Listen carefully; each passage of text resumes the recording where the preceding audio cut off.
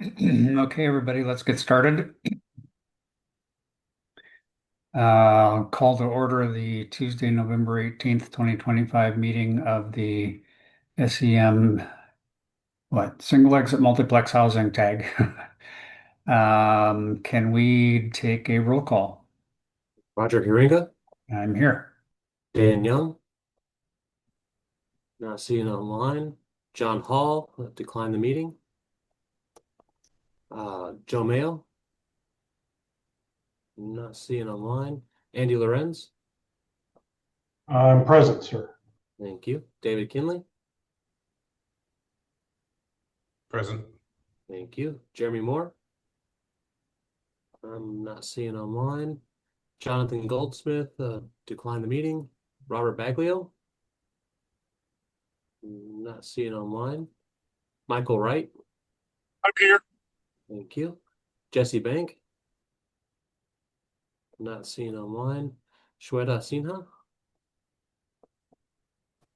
I'm here. thank you. Mike Messer let us know he'd be about 30 minutes late.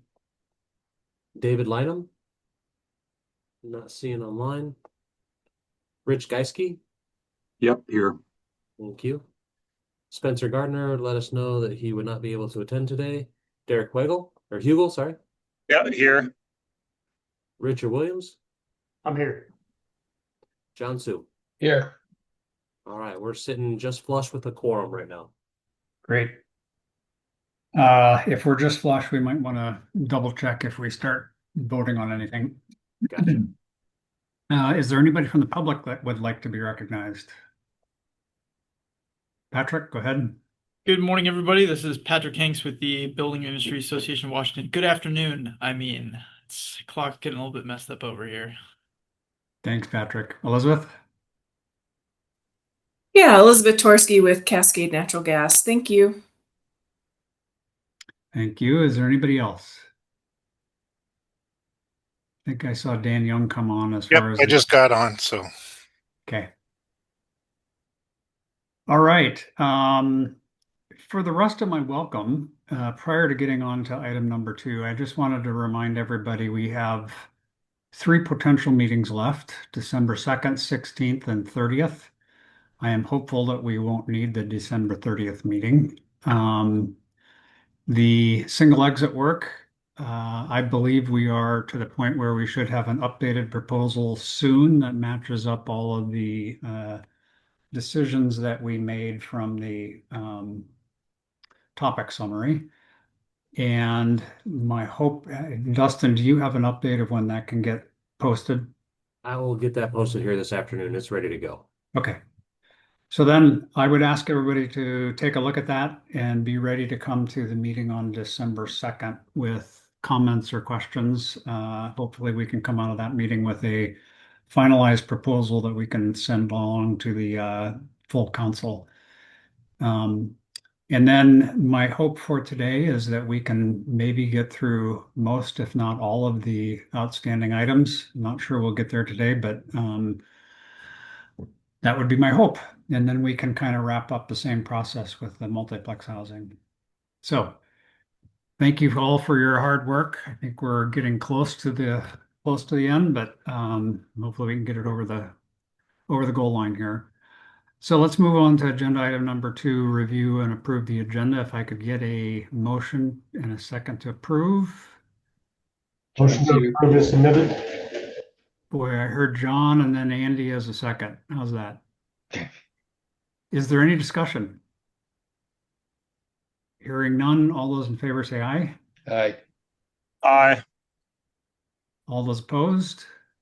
All right, the agenda is approved. So Dustin, I guess jump into the topic summary.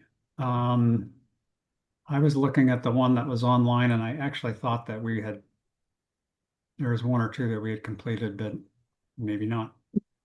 That are still yellow, highlighted yellow. There's a bunch of egress. Yeah. And so was expecting some suggestions on language to come in on egress, and let me get back to my notes from the last time I discussed this one. Um, I was expecting some notes on accessibility requirements to come in from Richard. Patrick, I was expecting a EV language for this one based on comments at the last meeting. And then also just to update, L and I got back to me. They are going to try to start attending these meetings. I don't know if it's a little late in the game for their elevator input on that one, but they did say they're going to start trying to attend these. And I'm not sure if they're going to be here today. I don't see my specific contact, but he said if he's not available, there should be some other folks available as well. But so I was expecting some documents. I didn't receive anything in the time between these multiplex meetings. I'm on these unless I've missed it. I've been out sick, but I tried to review all the emails from last week to try to catch anything. So I see some hands. John.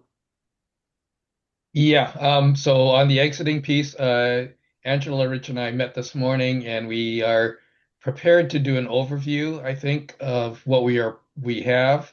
But understanding that people have not had a chance to look at the details and things like that, would not expect that we would be trying to move anything or make final decisions on this. But we are prepared to do a review of what we have. Gotcha. And Richard. Yeah, and John and Angela and I talked about the accessibility piece. My thought originally was that it would be similar to the means of egress section that we've been laying out. But in digging into it and going through it, we decided that we would prefer to just keep the pointer to the IBC as is. So if these buildings would have to comply with R2 occupancy requirements per the IBC and A117. Otherwise, to do it any other way would be a big task. And my concern is that we would be possibly overlooking a lot of items, and you don't want to do that with accessibility given the nature of the federal requirements. So we're going to kind of stand down and defer to the language that's currently in there. Okay, gotcha. And Patrick. Yes, apologies for not getting a finalized version. And I think out of the past 4 weeks, I've spent about 3 traveling. But I did work through most of the code language and some background information for it. I can run over a little bit of what I have today to get some feedback. There's kind of a juncture for which way to go for describing the requirements of EV ready capable spaces. We could match the BFR or the current or the proposed IBC code language more closely, or we could try to match the IECC appendix language. So that's kind of like 2 options that I was stuck at a fork in the road about how to go about that. But yeah. Okay. Well, I appreciate your work on it, and we can discuss it some and hopefully bring some stuff back. Marcus. Yeah, and I was just going to flag I think it's posted in today's kind of materials, but I had made, the last time we talked about multiplex, I kind of took on maybe trying to incorporate some of the suggested edits for the common use areas language. So there's some suggested language there that people can build off of if it's not quite there yet, but something to work off of. Gotcha. And is everybody seeing my screen? It's not. Yeah. So Okay. Dustin, I'm gonna, I know the egress we'll be able to talk about and present where they're at, probably not take final action. Elevators, we maybe can knock off parking Patrick and EV parking Patrick and kind of show us where he's at, but we probably will not take action till next time. I'm wondering if we go down the list and anything that doesn't impact egress or those items, if we can knock those off. Like I say that we still have the definition of multiplex flagged. So I'm just going to suggest we kind of go through and try to knock off the ones that we can, and then we will come back and revisit the bigger topics that people are ready to present. Does that make sense? Everybody all right with that? Sounds good to me. So as far as the definition of multiplex, is that something you want to jump off on right now, or you want Yeah, to? Okay. why don't we? And I was the one that made the suggestion. There's the RCW in the fifth column, and then a proposal in the sixth column.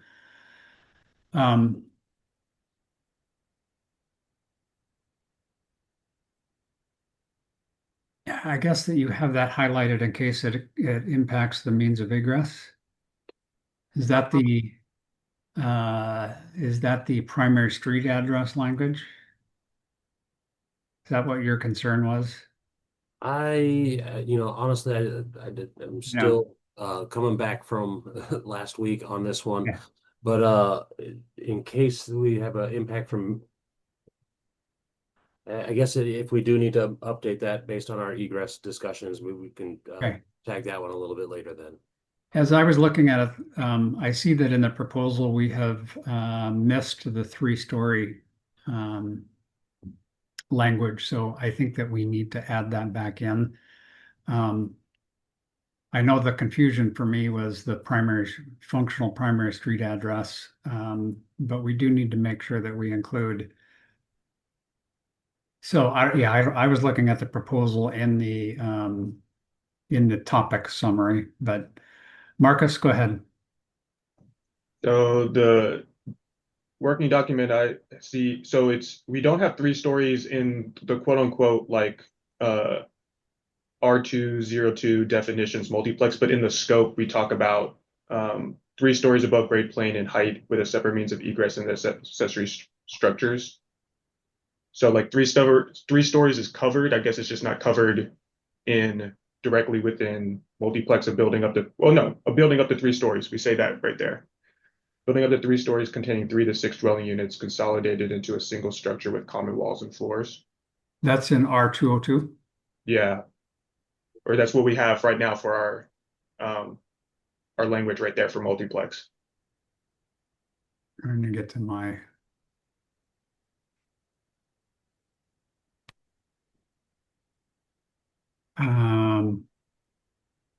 Can you go back up, Dustin? I just want to make sure. So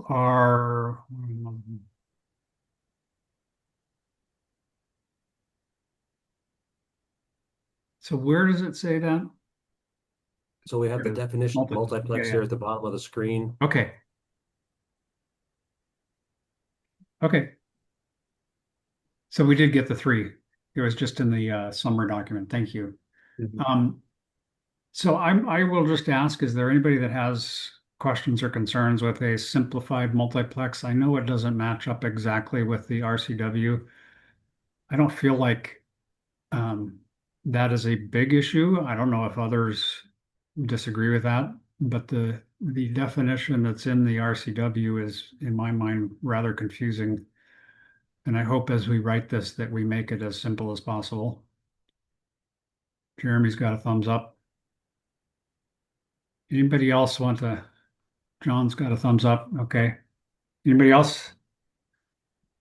All right, Dustin, I'm gonna make an assumption that we're okay with that one.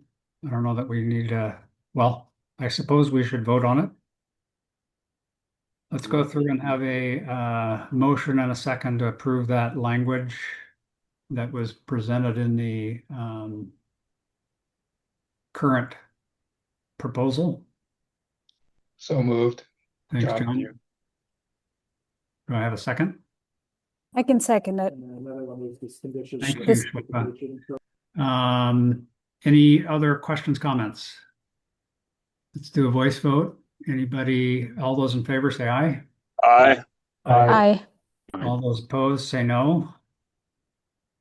Thank you. Dustin, as you're updating the topic spreadsheet, let's make sure that we do, if you're going to put different language in that 5th column over there, let's make sure it's the correct one that does include the three-story comment. Okay, what's the next one? Interior stairs or corridors.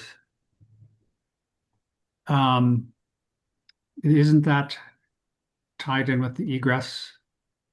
Yes, I tied in with the egress. Yeah, okay. Common use spaces. So let's go ahead and Marcus has the common use spaces that well, actually that passed then, right? That's what I'm showing in the spreadsheet. No We longer yellow. definitely made a motion at our last meeting to allow, give me 1 second, to allow laundry rooms, trash rooms, bicycle parking, and mail rooms. And I do believe that the document you sent in, Marcus, came in either right before that or right after, and we discussed it fully at that last meeting. So, is it furthering the comments on that? Yes. After that meeting, I got kind of assigned, or we wanted somebody to kind of just find language, how to incorporate that into the proposal. And so I tried to do that and take that on. And so right now it's kind of like, and we discussed that maybe the best role to do, or the best way to, or a simple way to do that is to do an exception under 101.1 item 2. Yeah, right there. Thank you, Dustin. And let and then so I kind of started with this, and I'll let people that are in case others have opinions about better ways of making this clearer or making sure that we're covering everything. But I tried to make sure that the common use areas allowed for bicycle rooms, bicycle parking, mail packages, mail rooms, shared laundry or trash bins, and then that they're separated by wall and floor assemblies, not less than 1 hour fire resistant rating, in accordance with a section that's below that just gives all the details of how you do that rating in the current proposal. And I think we talked about having a self-closing door as well. That was 1 hour fire protected rated. So I tried to fit that in there as well. Okay, thank you, John. Yeah, I think this is a good concept wise. It kind of encompasses what we were doing. As part of the egress um, uh, requirements, I'm thinking about trying to consolidate all the fire resistive stuff into one section. And so some minor editing could be done with this. For instance, one of the things I'm thinking about is that any rated door has to have a self closer. I mean that's pretty much by code, and it also has to be self latching, by the way. But I'm trying to cover that through other ways, and so but this is a good way to gets the concept across, and then it's whether we leave the language here as it is or we just move some of the requirements into other sections, and that's something I want to work on after this meeting. Okay. Jeremy. Yeah, just clarification. If we're going to use some of this verbiage, I think it works, but we would want to clarify that it would be separated by walls, plural, and then the floor assemblies would probably be the floor ceiling assemblies that we're used to seeing, just for clarification purposes. But yeah. Who's sharing the screen? Is that Dustin or Marcus? That's me currently, yeah. Okay, so can we track those minor editing things? When such spaces are separated by walls, plural, I think. Isn't that what you said, Yeah. Jeremy? Yes, and then floor/ceiling assemblies is kind of correlates with the way we read it in the IBC all the time. Yeah. Okay. Thank you. Richard. Yeah, also to correlate with the IBC, I think we should probably stick with minute ratings for doors. And I believe that door could be a 45-minute rated door instead of 60.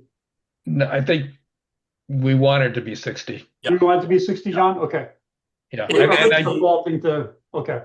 It could be, Rich, if we were doing the normal opening protectives out of the IBC, but I think the proposal was with these common uses and these multiplexes to go ahead and go with 1 hour protection for 1 hour. Oh, okay. Yeah, that's fine. I guess I can't remember if I saw something on our drawings we were working on means of egress where it was talking about 45, but yeah. So 60 minutes, what we're defaulting to? That was the discussion. Okay. Yeah. It's okay. Yeah. So my question is it proper to call it out when you get to 1 hour? Do you still do 60-minute for doors? I'd have to go back and look at the code to see, but Okay. I've been using 1 hour in my stuff. Hey, guys, for corridor openings, are we gonna allow 20 minutes instead of 60? Not for the common use areas. Yeah, but Right. I mean, in general, we are, right? Yeah, Yeah, so in general for for consistency, I get, and my only point in that is for consistency, we should probably just refer to the minute rating. Okay. Yeah. Unless you think that's not, we don't need to worry about it here, but Well, I will comment, both John, if you're going to take some of this language and move it around, if you have a, fire rating section, our hope here is to get to the point where we've agreed on the topic, the solution for the topic. We will Yep. need to go through a final review of the actual proposal. So I think we can kind of clean that up. Yeah. Yeah, I did want to comment on the walls. Technically, you could do without the S because it's wall assemblies. It's wall and floor ceiling assemblies. I don't know if that's that big a deal. Otherwise, you would go to the wall assemblies and floor ceiling assemblies, but technically, I don't know if it makes that big a difference. John's right as usual. Yeah. Okay, go back to the wall, not the walls. Yeah. Quinn. Yeah, I know I was able to get it into the model code for 2024 at the national level for duplexes, and I don't know if this might cause any issues. It's not really apples to apples, more like red apples to green apple, where we allow half inch, basically that table in 302.6 for common areas to be separated with just the that table. I know that this is a multiplex, so do we want more requirements? I don't have any hiccups on it. It was just more of a FYI that we did get this similar language into the duplex provision. Okay. John? Yeah, I think we talked about this last meeting, and we did want to have the full 1 hour rather than half hour and 20 minutes. Okay. Jeremy? Yeah, just reiterating what John said. Yeah, I believe we discussed it, and I think we went down the route of we wanted to treat these more like incidental uses, and since the multiplex was, a higher risk occupancy than just a standard two-family dwelling, that the intent was to deal with it like an incidental use and have that 1 hour protection. But Okay. I think we visited about it. All right. I think that we have agreement on at least the concept. I think the language we're going to have to look at and see, where if it gets moved around a little bit. We had a motion to approve that at the last meeting. I don't know if we need to vote again. I think we've changed it as just kind of how we integrate it into the code, and we're going to do a final review of that. So I'm going to suggest we don't have to vote specifically on that item. And Marcus, thank you very much for putting that edit together. The next item is dwelling unit separation. And the note says that Marcus volunteered to work on a draft into the baseline document as well. I actually thought that language was included somewhere, but I am not clear that it is. Marcus, were you able to dig into that?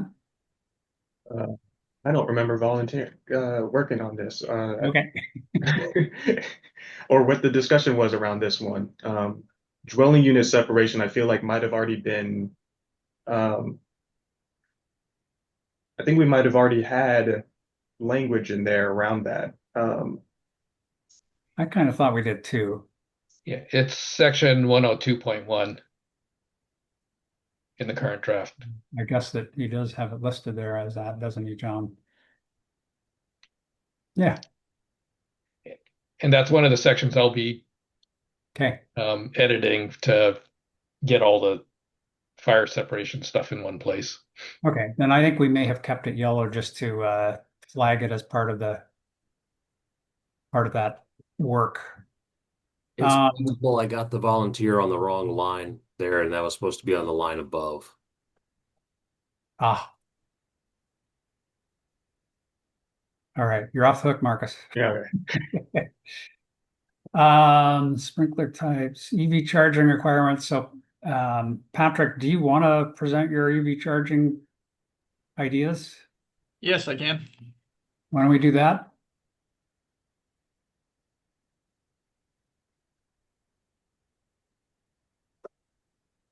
Oh, no, that's not. Wait, yeah. Okay, yes. It just changes my Zoom view. Okay. So, for 2024, the Washington State Building Code is going to be moving to base their percentage for EV charging requirements based off the Northwest Power and Conservation Council's power plan. And looking for, you sort of have the three categories. You have the EVSE spaces, ones that have chargers built in. You've got the EV ready, which is outlets sort of ready to get plugged in and have a charger installed. And you have the EV capable, which is just conduit and some, some space in the electrical room so that you can install in the future.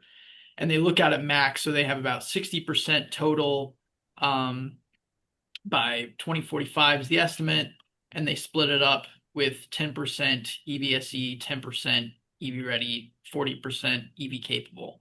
You have to calculate each one of those based off the total number of parking spaces for group bar occupancies and then round up. The current residential code requirements are if there's attached parking garage or carport, then they have to put in basically spot for one charger to get installed. It's kind of like a EV ready sort of space. You can think of it like that. So what I came up with is to kind of blend those two sort of things, but have some idea for cost consciousness for multiplex is, so first off, if you build some type of multiplex where you have attached private carports or garages, then the base residential code will apply, and they'll have to have basically an EV ready spot in each carport or garage for that dwelling unit, so that if an occupant wants to get an EV electric vehicle, they can install a charger without much of a problem. And then if they provide shared parking, sort of targeting 50%, and I'm basing it off the dwelling units so that you don't get that huge disparity if you want to put in more parking spaces. And then I added a 10% discount for cost savings. So I try to keep it at a max of 50%. But the base RCW is you have to have 10% that are essentially EV ready, and then you're supposed to have your electrical panel sizing for another 10%. So kind of the workaround that we do is we either have 10% chargers, 10% EV ready, or just do 20% EV ready. So I calculated 20% of dwelling units, providing them with an EV ready space, and then the remaining percentage will be EV capable. And I put that into a table to make it easier for code enforcement and builders to comply with, so they don't have to run a calculation. So at 3 units, you just have 1 and 1. Same with 4, 5, you have 1 EV ready space, and then you have 2 EV capable. And then at 6, it goes up to 2 EV ready spaces and 1 EV capable space. Does that kind of make sense? Any questions there? So that would not require any actual EV charging. No. Okay. I think, and the mindset I had was, there's parts in the state, like if you're building one of these in Bellevue, in certain parts in Bellevue, you might want to have a bunch of EV chargers because you can have tenants who have electrical vehicles. But if you want to build a multiplex in a county that has like less than 1% adoption of electric vehicles right now, it doesn't necessarily make sense to put in a charger. But I looked at some data, and so a lot of times charging sessions happen in the evening. It can kind of vary depending on work schedules.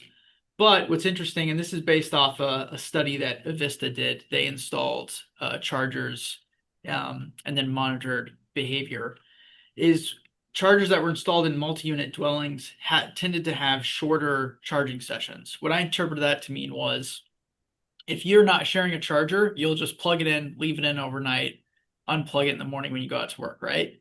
But if you're in a shared building, people get that it's a shared resource. I think of it as like a laundry room in a shared apartment complex, right? You try to get your stuff out quickly so somebody else can come in. So having a shared charger, you could reasonably accommodate 2 to 3 charging sessions each night.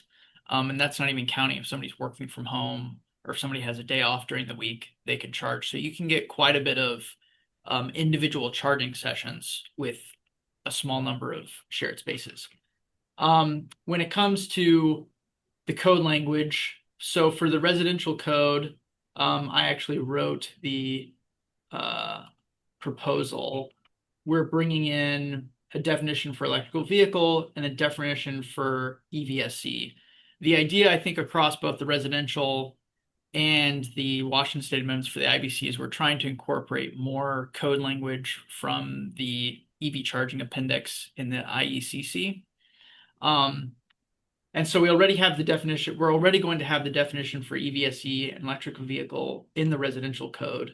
So I'm just bringing in definitions for automobile parking space, EV capable, and EV ready space. And these ones are based off the IECC, but I think the BFRW committee made it a couple minor word changes. So I thought it would be easiest if we just had the state amendments match for this cycle.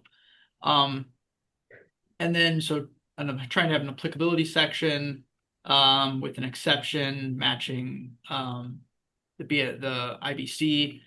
But then kind of the difference in more of style, I would say, over substance, they both accomplish similar things. In the ICC appendix, you have EV capable, EV ready. They list out in a numbered list sort of the different requirements of what that means. And then you have a separate section for the distribution capacity. But the current Washington State amendment for the building code is structured a little bit differently. I would say more or less like the substance is equivalent. But I'm just sort of curious if the tag has a preference. Do we want to try to match the current state amendment in the building code or the proposed amendment changes to the building code in style and structure, having the content of what those spaces mean, what the sizing and distribution capacity needs to be, or if we want to try to match more closely the IECC. Well, Patrick, I will offer my opinion. I was deeply involved in the IBC proposal. Just for simplicity, my suggestion or recommendation would be that we follow the language of the proposed IBC, so the BFRW version. Okay. I don't know, again, having things named differently just causes confusion. I like I certainly understand where you're getting the need to project out and the Northwest Power Council, whatever that name is. Mm. And I agree with your numbers there. And I like the fact that you have it at a table. My only concern is going back to the RCW, that wouldn't we fall under a residential building that is providing a stalls like a carport or a detached garage?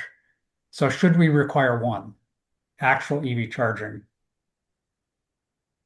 Not the EV ready, but should we be requiring actually one EV charger to be in conformance with the RCW about the residential? And I don't have those numbers up or the RCW up in front of me, but I'm the RCW. I don't know if the RCW requires there has to be a charger. I think it's up to the tag. The commercial code has, a minimum 10% EVSE. But I was trying to think. It sounded like this tag really wanted to be more mindful of the cost impacts. And so I thought that was an easy way where we're still complying and exceeding the minimum requirements effectively of the RCW, but we're also saving on cost. And also because the EV adoption rates can vary pretty wildly throughout the state right now. So, if this is getting built in a more rural area, they might not have a real need for a charger right now. But then if they want to, they can add more. But if the tag wants to have, we can change these numbers around or can add in a EVSE column pretty easily. And is that the RCW that talks about the carports? I thought there was maybe a different one. I'm not sure. This is the EV charging Yeah. one. I might have to do some digging. I thought that's my only outstanding question is there something in the RCWs about residential specifically that says if you have a detached garage? And I thought there was that then No. you had to have a charger. So I wouldn't want to be in conflict with that. So we might want to look at that. Quinn? Yeah, thank you. So Patrick, just an FYI, the national level for the 2027, I know this is ahead, but RB 22-25 was approved as modified by comment number 1, and they did add 2 definitions to it. So obviously it hasn't been approved yet because this is the 2027 voting still has to happen, but it only requires over 50% of the voting to pass, right? So I think this one will get passed. So just look at this is just more of a advice is to look at the RB22 for the definition that they're adding, and this was by BCAC and Tesla.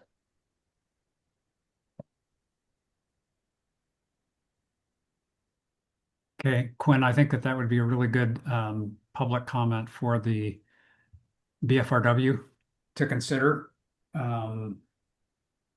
before final adoption of that proposal for the building code as well. If we are updating the definitions and there's going to be a new ICC, do we want to revisit those exact definitions? Jeremy? Yeah, just for reference, the 21 IRC for the electrical vehicle charging. I don't know what the changes are proposed for the 24, but the 21 says it's going to apply for the construction of new dwelling units with attached private garages or attached carports. And then it says the minimum of 140 amp dedicated circuit. And that branch circuit can terminate at a junction box, a receptacle outlet, or vehicle charging equipment, is the way it's worded in the 21. That's in the current 21 residential code. Correct. Yep. So then it sounds to me like Patrick's proposal would, if that one meets the criteria of the RCW, of which I can't find, then Patrick's proposal would as well.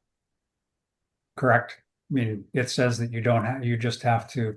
That's the residential code statement, and that's not changing for the 2024. And because it applies only for attached carports and garages, if the multi-text has a plat attached carports and garages, the base IRC requirement will apply. We're trying to make something for if there's like a shared open parking lot. Okay. Are there other comments? John? Yeah, I've been mulling this one over. If Patrick, you're saying you're kind of limiting it based on the number of dwelling units, which is okay. I think that's fine. But if they do provide excess parking, I mean, to me that's maybe where you do throw in a charging station. I don't know, that's just my thought that would get you the kind of closer to the RCW in that way. But it's only applies if you provide more parking than the number of units, right? So I don't know if that's something people want to think about. Jeremy? Yeah, just a comment.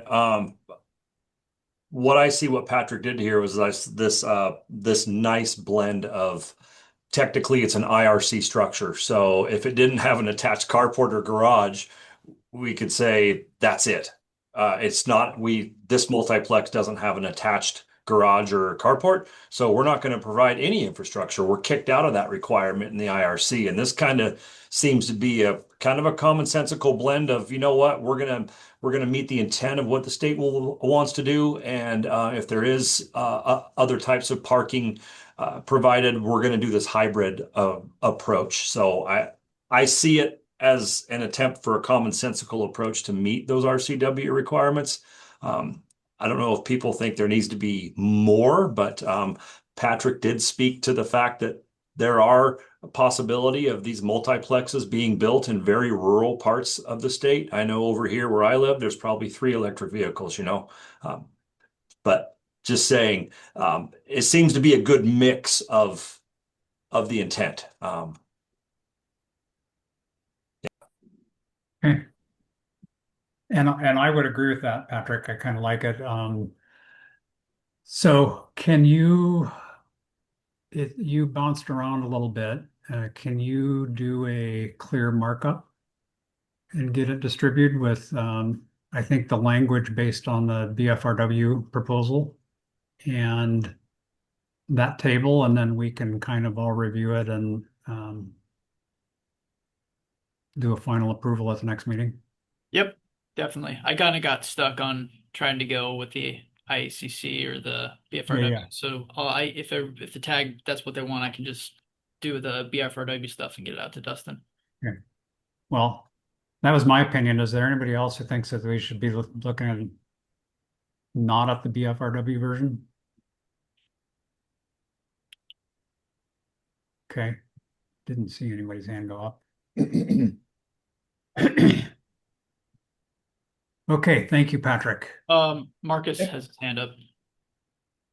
Marcus, okay. I didn't have an opinion about that last question, so I think what you have here seems reasonable and good to me. My only question was more about I think you flashed some additional definitions, and I just kind of wanted to scroll back to them, and in the expectation is that these would be new definitions introduced because of these code changes for the multiplex in particular. Yeah. Okay. So, and these are based on the IECC appendix, but the BFRW, I think they've changed a word or two here or there, but the definitions are pretty close. So these are going to be in the state amendment for the IBC, but we didn't pull these in the IRC tag because we weren't using them. So this will apply for the appendix. Gotcha. Okay. So, okay. That makes sense. Thank you. Yep. All right. Okay. Thank you, everybody. Elevator size. I guess we kind of agreed that no stretcher is required, but we wanted to revisit with the egress. So I'm gonna jump past that one. Elevator standard. Again, I think that we kind of came to an agreement other than we wanted to double check with the egress. The next two are Roger, sorry. On that, the egress, we're not dealing at all with elevator size. Okay. Dustin, can then we touch those two, elevator size and elevator standards? I thought that we had come to an agreement on that, and maybe I'm mixing up with a single exit. Wouldn't be the first time. So on these, my recollection is that, we've been talking about the stretcher size elevators and whether or not we need to go with the IBC requirement or the IRC requirement. The IBC requirement would require the stretcher elevator car, and the consensus I recall is that we don't want to require that, and we want to let the base IRC kind of drive the elevator requirements for these. But I I guess the consideration would be that the base IRC elevator requirements are more for kind of in line with private conveyances that would be within a dwelling unit, not stuff served for like a common use for everybody in the building that we're talking about. And so the stretcher being the main thing we're talking about, I believe that we kind of defer to let the base IRC drive it, and if the elevators go in, then they just need to be accessible. John? Here, if that helps. Yeah, I mean, I think that's what I recall is that we weren't going to drive the stretcher size, but I think there were questions about the standard, and whether the IRC elevator standard is adequate for a shared elevator. As Dustin said, it's more for private within the dwelling unit kind of, or a single dwelling unit elevator. So that's what it's more appropriate for. And this is where it'd really be nice to get L&I their opinion on what do they think about these? What standard should we be using? Forget about the size. I think we can get around that, quite frankly. You just don't require the size. L&I's got their hand up right now. Ah, Gerald, sorry to skip over you, Rich. You're good. Can you hear me? Yeah, you're a little light though. I'm not hearing you robustly. Okay, how about now? Better? Yes, sir. Perfect.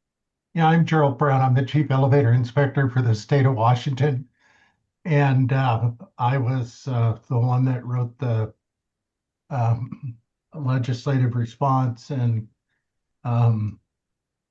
impact statement and things like that with the proposal from last year's legislation. And I just wanted to be able to offer any help I can with any questions you had about conveyances. We currently have in place with the state, we have an opportunity to use a building official form if they want to put in a smaller conveyance than what the regular ADA requires in these buildings, where they can put in a smaller footprint elevator. That's been in place now for years.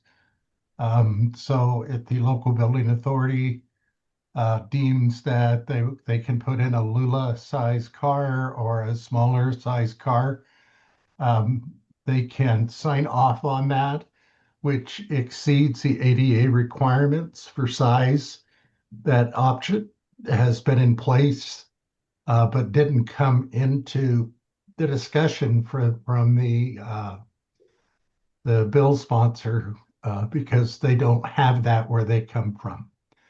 But I just wanted you to know that in Washington State, we do have provisions already in place where the building code authority has that option to let them put in a smaller conveyance. But there's been some opposition from last year and this year about the stretcher size elevator based on cost, things like this. We were talking about the different codes that they had in Europe, and there's now a push there to offer stretcher size elevators because of emergency situations. So I think that is going to come back and visit the European standard soon. And so I'm just trying to figure out what I can do to help. Sorry, didn't mean to talk so long. Thank you for your attendance for sure. Rich, do you have a comment or a question for?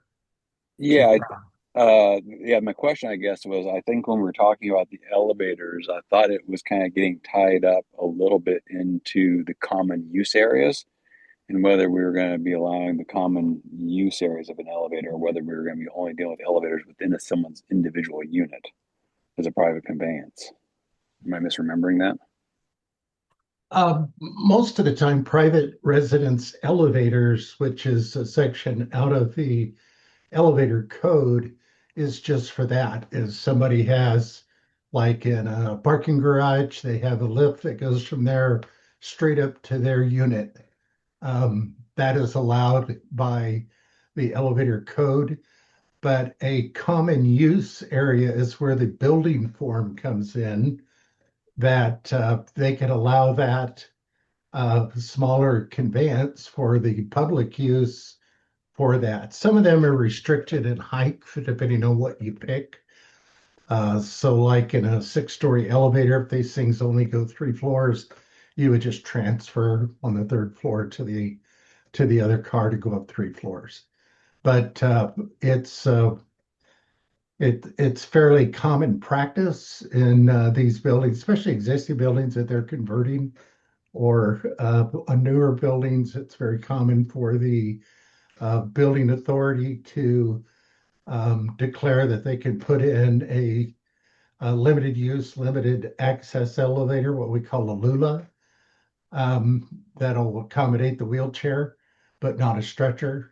But they come spec that way, and our plans approvers see that the building code authority has approved that ahead of time, and we issue the permit for the elevator installation.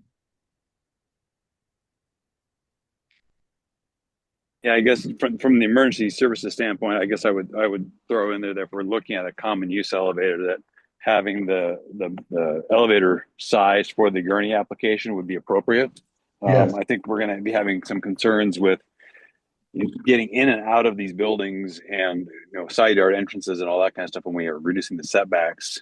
And so just kind of concerned about how do we get people in and out during cardiac emergencies with our gurneys and our equipment and our 6 folks that are working on those patients, performing CPR from the unit to the aid car to the medic unit. So that is correct. We also echo that support for having a gurney stretcher size that will accommodate the stretcher of the 84 inches by 24 inches.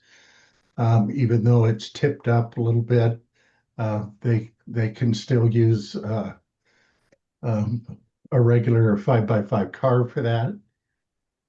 So it's a doable thing. I think we can work together on that. We would really like to see conveyances in these buildings because we know the residents are aging and things like this. So that's why they're there a lot of times. So, but we also understand that with that aging tenants, that emergency becomes even more imperative to have a gurney size car, a stretcher size car, excuse me. I would like to respond just from memory about the discussion that we had. We are not requiring elevators. I believe that's correct, right? Yes. So if somebody were to build one of these without an elevator, then emergency personnel in a cardiac situation would have to take those people down the stairs. So I thought that we had kind of headed towards agreement, and I think we left it yellow because we were not quite sure. But because we weren't actually requiring, and in some situations, you're going to have to take folks down the stairs anyway. That we weren't. That's why I thought we had arrived at the elevator size not requiring the stretcher elevator. And then I also, Chief Brown, I think that we talked about, you talked about aging population. These are for apartments only. There was a conversation about expanding that to other R2 occupancies, but these are not, senior living facilities or anything like that. They are R2 apartments. So I don't know how that impacts it. But John, go ahead. You could probably comment. I have a slightly different question. I see Angela's got her hand up. I don't know if she's going to comment on the stretcher size. I'm not debating this. I got a question for Chief Brown about some of the standards. So if someone else wants to talk about stretcher size, maybe let them go. Okay. Yeah, Angela, go I was ahead. going to actually agree with Roger that we had discussed that these don't require elevators, and by requiring a stretcher size elevator, we're actually making it harder or less appealing for them to actually put an elevator at all. We're not talking the Europe things, whatever. There's whole different issues with that. But just a normal size elevator, not stretcher size, was what I recalled we had landed on because it's a convenience elevator, not a required elevator. So it's better than nothing, is kind of where I thought had landed. Okay, that was my memory too. Okay, we don't have any proposals yet. John, go ahead and ask your question. Yeah, Chief Brown. Question about LULAs, your limited use, limited application elevators. My recollection is that there is some restrictions on them. You kind of mentioned some that were height restricted, but also, so I guess the question is, are there others that are less height restricted where you could get to 3 stories? And the second question is, I thought there was some limitation on whether or not they could penetrate floors. And maybe I'm wrong on that, but maybe you could answer that question. No, the penetration of the floors for even what we would consider be a platform lift that we used to call a wheelchair lift, that's an enclosed hoistway. They can go like 60 feet, things like that, or excuse me, 30 feet. And then they would just transfer to another wheelchair-sized car, which is this vertical platform lift. We were trying to work with and accommodate, trying to avoid confusion on the size of the car. We have such a litigation prone society that other jurisdictions have gone in and put in and kind of bought along this line of we just won't put it in because it costs so much money, and then they get a huge lawsuit and figure out that elevator would have been pretty cheap. So it's something that it's like anything else. We're going to do what we need to do until it comes out in litigation that we can't do that.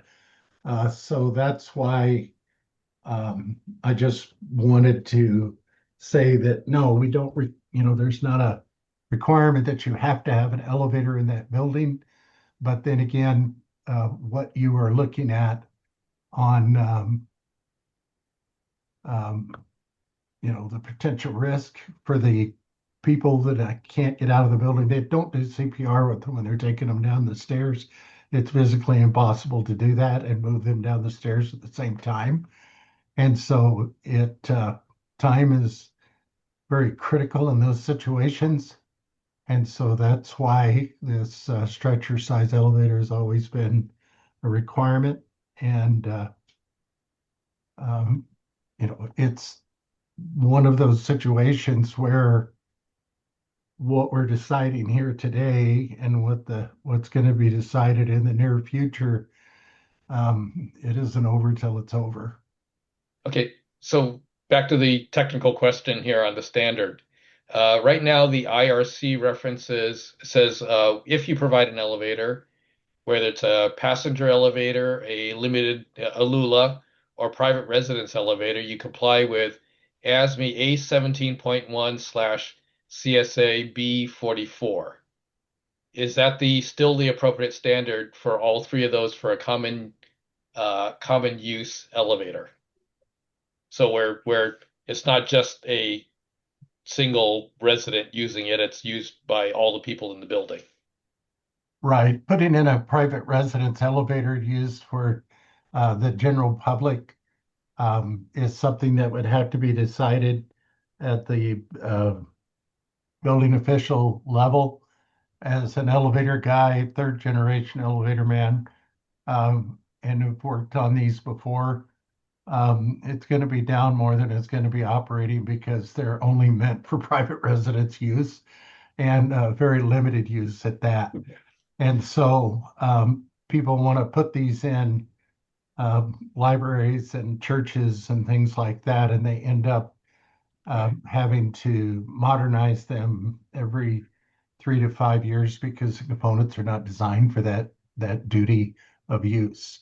Okay. But that's just a personal opinion. But yes, that's where private residence elevators are indeed found in A17-1 CSA B44 Section 5.3. Right. I'm just talking in general. Sorry, I'm trying to pin you down. What's Dustin's showing on the screen right now is R321, or sorry, 323.1, the elevator, just a general section. And I just want to make sure that if we say that we're just going to rely on the IRC for elevator standard, that what's shown there is ASME A17.1 CSA B44. That's going to cover even the regular type elevators, not the Lulas, not the private residence elevators. A17-1 CSA B44 covers all elevators, escalators, and moving walks. Okay. Section 5.3 that's cited on here is just private residence elevator. Right. Okay. Thank you. Darren. So Roger, you mentioned these are R2, so I just wanted to clarify how the elevators aren't required. Is it based on the IBC 100921 accessible means of egress elevators exception with a sprinkler system? Is that what that's based on, not having an elevator? Somebody else is going to have to help answer that technical question. John or Angela, Richard, go ahead. Yeah, it's required when you have 4 or more stories above the level of exit discharge. Okay, I just wanted to get the basis for that, for not having an elevator. So thanks. Could also be required in some cases where you'd have accessible elements on a story that requires an accessible route to those elements. But typically and generally, it's the 4 or more stories above the level of exit discharge. Okay, thank you. Okay. So what I hear is that the elevator standard in IRC 323 is acceptable. And is that right, John? I mean, I think you were clarifying, getting that answer, and Dustin, I see you typing that in there, but really that comes through R323.1. Right? I mean, we just say R323.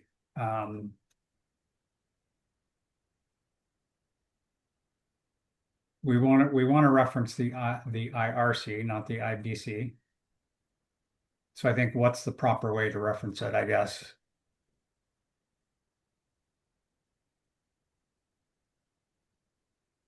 So Dustin and I don't know, I guess I would maybe ask for a proposal. This is.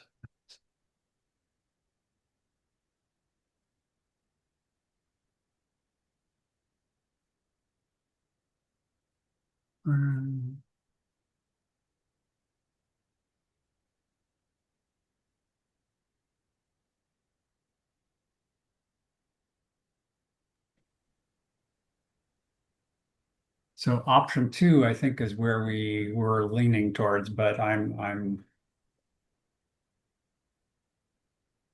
been a while since I looked at it. Marcus, your hand was up first.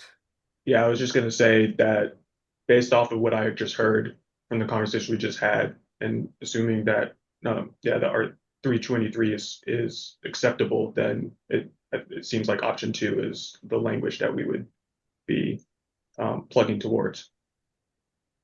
Okay, John? Yeah, I agree with that. With the question, do we want to allow private residents and Lulas in these buildings? That would be my only question about referring to 323, because those would then you could take those private residence elevators or LULAs, the limited use, limited application elevators, and pop them in there. That's more of a, I don't know, it's sort of a cost policy question, if and related to what Chief Brown was saying, and I've also heard the same thing, that the LULAs and the private residence elevators are less reliable than the passenger elevators, and so do we just say, well, we're more worried about the initial cost of these things, and they pop them in, and then they don't operate for as long as we would like, or as long as we would hope, and then so now the resident or the owner has to spend more money to upgrade or whatever, or just shut it down. Since they aren't required, they could just decommission it. So that's a question. I haven't got a opinion, but that's a question I think we should consider, I guess. Okay, Richard? Yeah, if I were going to offer an opinion, I would say my opinion would be to allow LULAs and not allow residential elevators. I think LULAs would be allowed in other cases anyway. The restrictions are kind of self-governing, they're limited to travel distance. I thought they were limited to weight, but maybe not. So that would be my opinion on the direction for this, if we chose anything beyond a commercial elevator. Well, I was going to remind everybody, part of the purpose statement of the RCW is to make these more affordable. So I think that can weigh in on our decision. But I guess my question is there a real reason why we would exclude private residence elevators? I don't know that people would decide to build them. But if they did, and we said just build it per R323.1, then that would be covered, right? They could do it per R323.1. I'm not sure what the purpose is to exclude it. Richard? Yeah, no, Gerald could speak to this better than I could, but I'm wondering if I don't know that residential elevators comply with accessibility requirements. If you had an elevator between floors, you'd have, and if you had more than 4 units in a building, you'd have to have type B units. So I don't know, again, I don't know what the limitations of those residential elevators are with regard to that. The LULAs, the private residence elevators, none of them comply with ADA requirements for size. That's why there's a building official form signed where they are actually assuming that liability when they sign it, that they are aware that it does not meet ADA requirements, which these buildings should be subject to as the ADA requirements.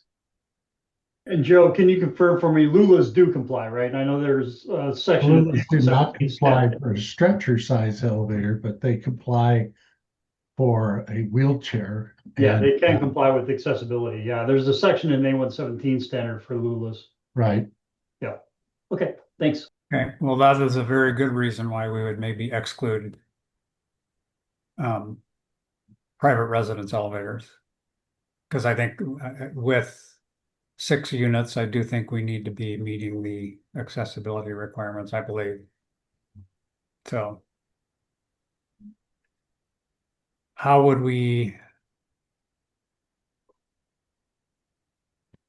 So it would be option 2, but it would be to exclude private residence elevators.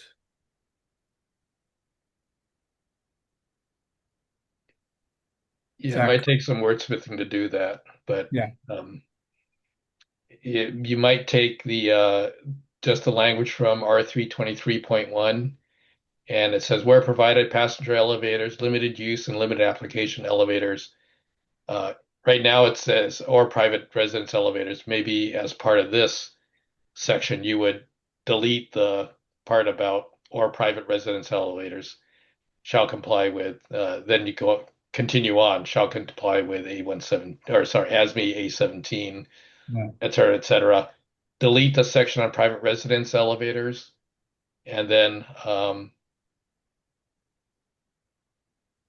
I'm not entirely certain whether we need to include platform lifts, but you can then keep R323.3 accessibility. And Dustin, if you're sharing, maybe you can go back to the WAC The whack or the section, code. or whatever you were looking at before. Oh, maybe it was the IRC, straight IRC. Yeah. Yeah. I was So thinking yeah, to you would drop take it. that, just delete or private residence elevators, and then you would delete. You would not keep 323.1.1. You don't need all that, and then you would just if you scroll down a little bit further, keep going. You want to go? Yeah, you would keep R323, maybe R323.2 if we think we're going to be using platform lifts, and then you would keep R323.3.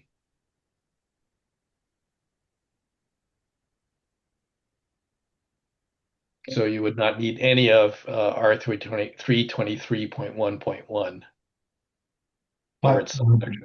Yeah, platform lifts will not accept a stretcher. Yes. I think, Chief Brown, this group has kind of understood that the stretchers are not going to be required. Because based on the fact based on the fact that the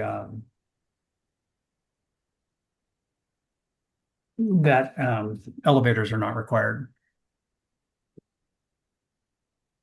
And in fact, Dustin, if you were editing, let's see, I'm not, you're back. I don't want you to ask you to edit too many things. Richard, you have a question? Go ahead. Yeah, I just want to point out that for platform lifts, for the IBC at least, there are 10 situations where you could provide, when you're allowed to provide platform lifts for new construction, and this type of building would not be one of them. Now, not to say that we can't, choose to make add one, but just wanted to point that out to people.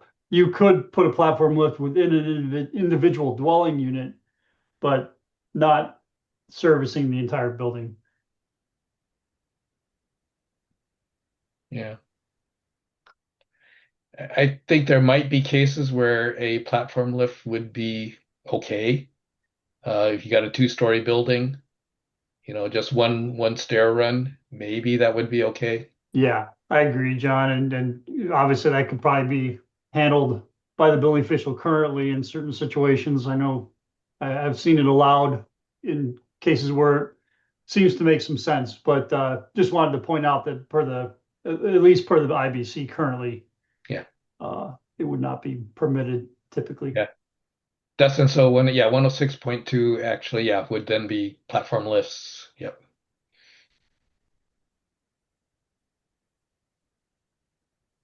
I guess I'm curious then, by including this, are we specifically saying that platform lifts are allowed? Or are we putting any restrictions on the use? I think the standard will take care of that. Okay. Darren? The code commentary said platform lifts have a rise of 14 feet and only 1 story in elevation. So that's the parameters of them. Okay. Yep. Thank you. Okay.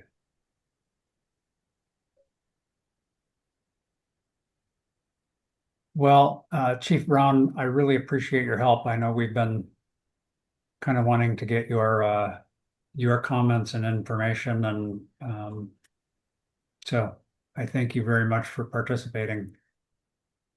Thank you. if I could be any help, I can be reached at gerald.brown@lni.wa.gov. Okay, Thank you. thank you. All right, Dustin, I think that those two columns, and I guess I'm looking at the or two rows, elevator size and elevator standard, we've got solutions. Oh, I see you're editing. The accessibility, are we going to reference the IBC?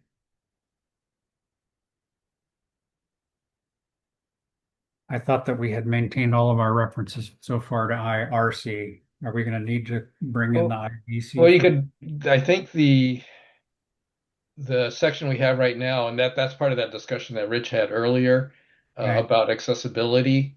Right now, we're just pointing to it kind of bounces you, right? If we could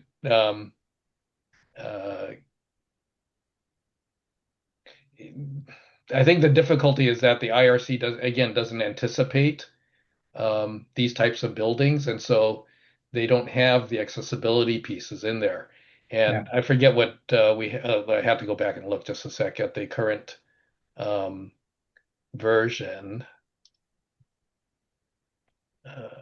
Yeah, if I could just jump in real quick, Angela pointed this out earlier in our earlier meeting today. The fact that the IRC doesn't reference the A117 standard, the IBC does. So this is probably correct in respect to getting us there. John, were you talking about how we're currently referencing accessibility requirements generally? Because if that's the case, it was just about, these buildings shall comply with R2 occupancy requirements as specified for Chapter 11. Is that what you were talking about?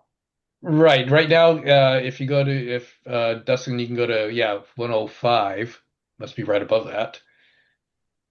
Right now, it does point you to Chapter 11 of the IBC. Yeah. If you got four or more. And then, you're considered an R2 apartment occupancy for these purposes. I mean, this is redundant, but I mean, if we need to clarify it, I don't think it could hurt to remind people, especially the audience that may be using this document, to the fact that the accessibility requirements for elevators would apply. Okay. But I don't know. Well, I don't know if this language makes sense, just a reference. Yeah, and I think that, well, I don't know. My point in raising that was just that, right now for accessibility, we are pointing people to the IBC. Yeah. That answered my question. Okay. I think that I guess I'm wanting to put this to a vote, and probably Dustin, I want to go, but Rich, go ahead. So under the elevators, under 106.1, sorry, I'm in the car, so I'm trying to track along as we go here. Do we want to put an exception under there for elevators within individual units? So if there's a private service elevator that's not a common service elevator, that they can use the residential standard for those. If I'm going from my, kind of like what the chief elevator inspector was talking about, if I'm going from like my parking spot into my unit and it's not going anywhere else, then they would be able to use those private service elevator standards. But if they're using it for the building for everybody to use, then they're using the common use elevator standards. Okay, you could get around. There are a couple ways you could do that. Yeah, you could either do an exception, or you could say we're provided for common use in multiplex buildings. I don't know if that would help people, if that would make a difference, or for use of all tenants in multiplex buildings. Then it points to that. Otherwise, you're still going back to just the standard IRC for other pieces. Yeah. I think we said you comply with IRC except as modified by this appendix. Okay. Either way. So what was your edit to 106.1? Where provided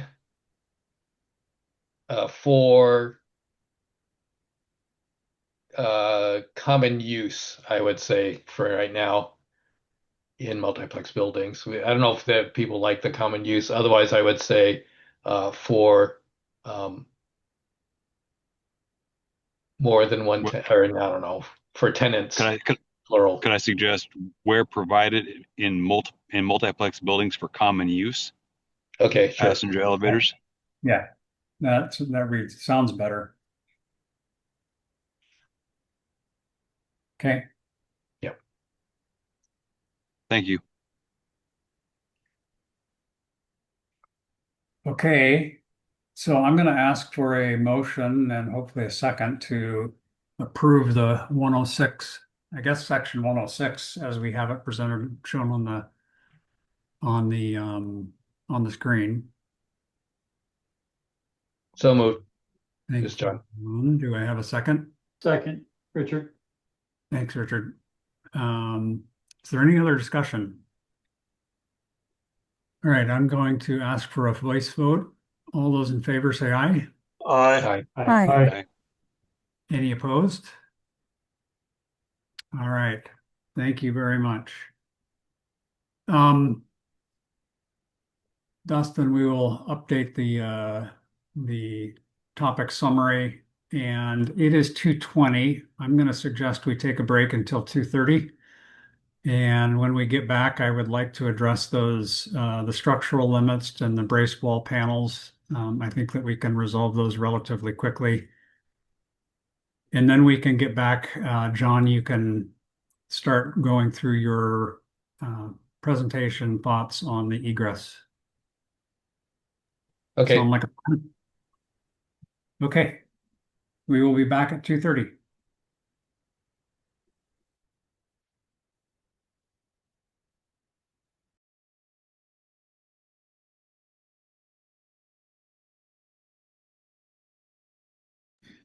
Okay, welcome back, everybody.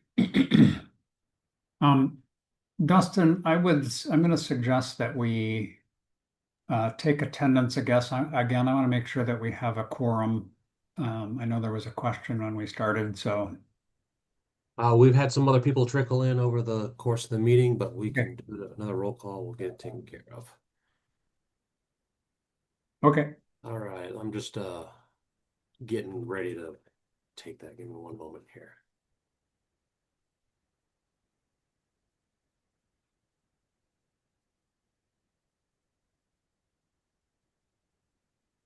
All right, Roger Haringa. I am here. Dan Young. I'm here. Thank you. John Hall. Was not here at the beginning. Joe Mayo. Was not here at the beginning either. Andy Lorenz. I'm still here, sir. Thank you. David Kinley. I'm not seeing online. I had him here earlier. Jeremy Moore.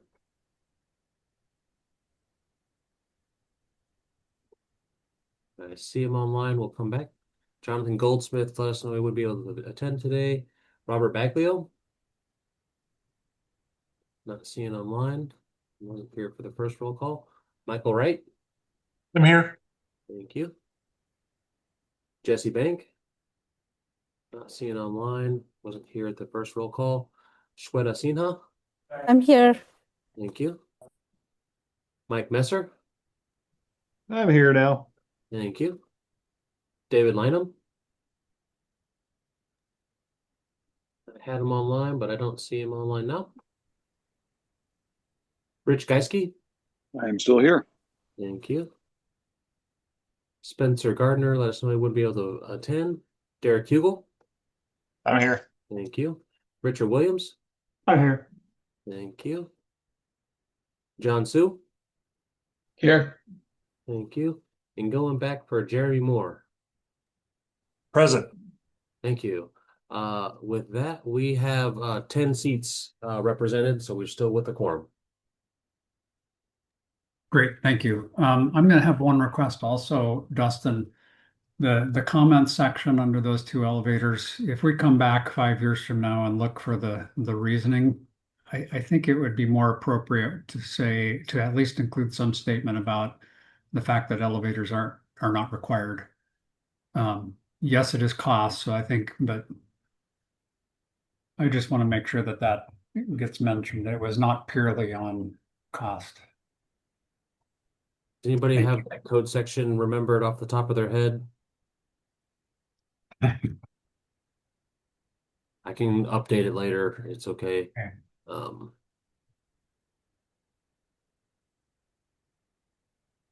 Yeah, I think we should include that.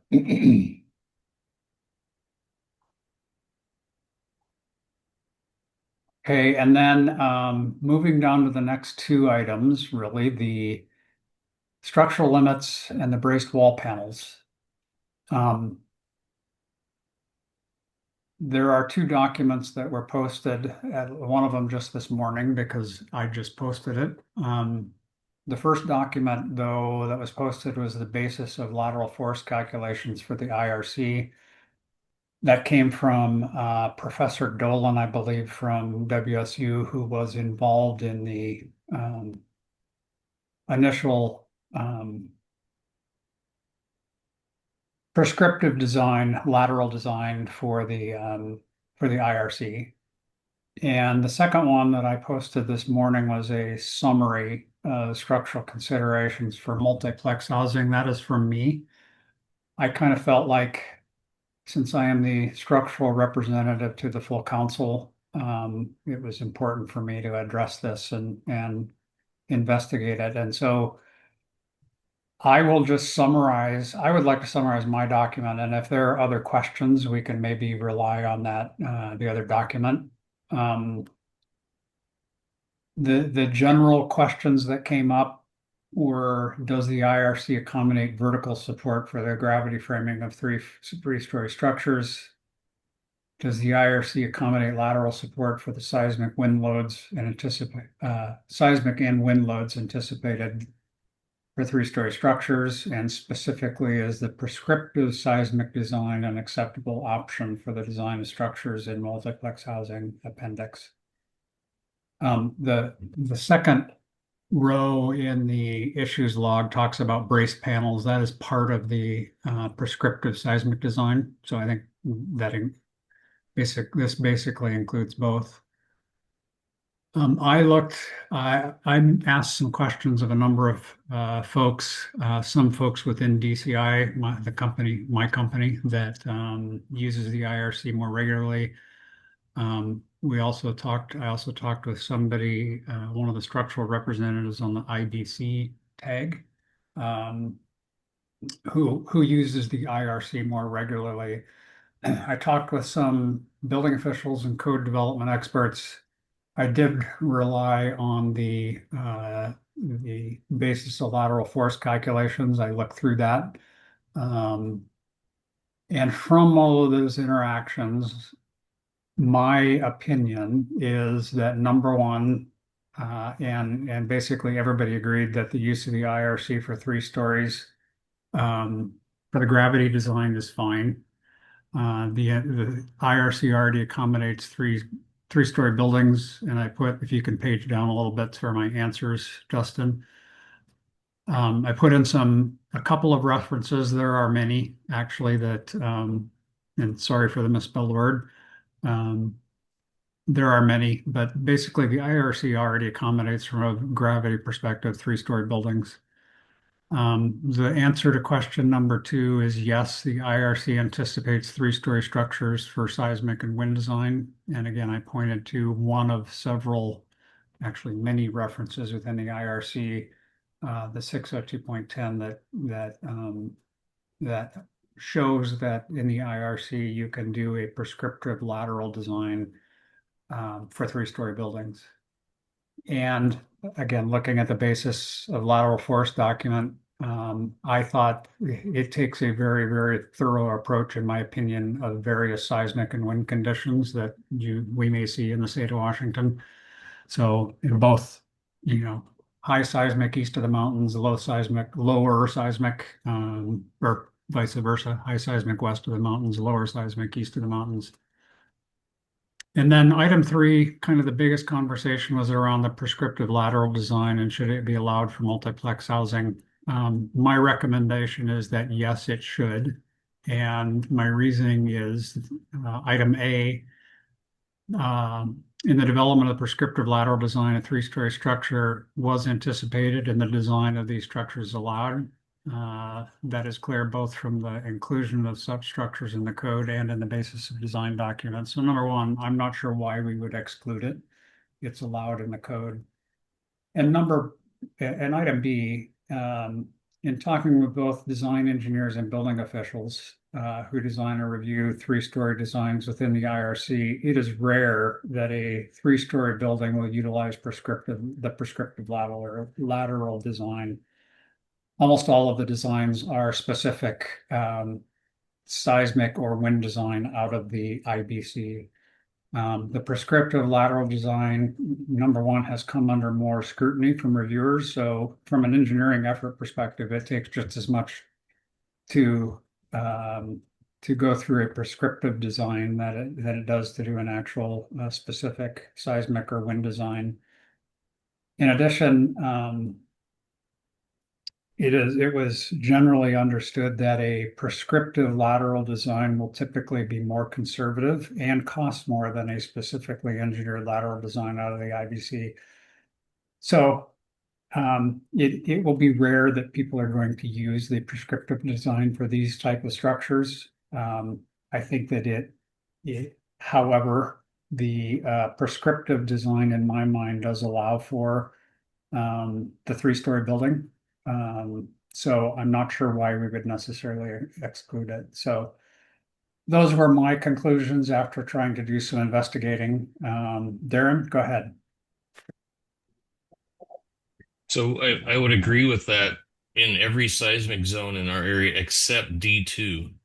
So if you go to IRC table 602, R602-1033, and you scroll down to the bottom under D2, 3-story dwelling, it says not permitted for every type of wall sheathing.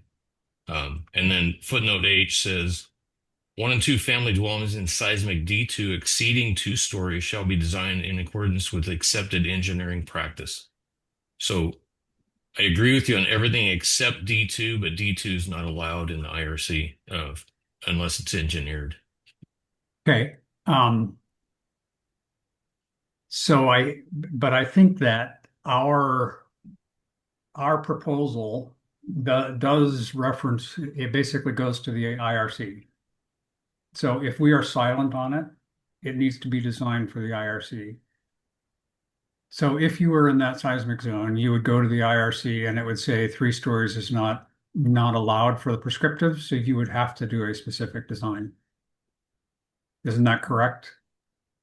Yes, I thought you were saying it was allowed. No. Okay, thanks. Yeah. What I'm saying is I think, all right, in most cases it's allowed, and if it's not, it's very clearly stated what to do, and that is you have to go into a specific seismic or lateral design. And again, my understanding is that it is rarely, if ever, the prescriptive design is rarely, if ever, used, particularly at 3 stories, because it is conservative. It's worth the effort to go through the actual design, and so that is my structural, and I felt a responsibility to go through and do some investigating on my own. I am comfortable with, basically, I think we would eliminate the section 108. Dustin, I don't think that we need to do anything specific in the appendix from a structural perspective. Everything would be covered within the IRC.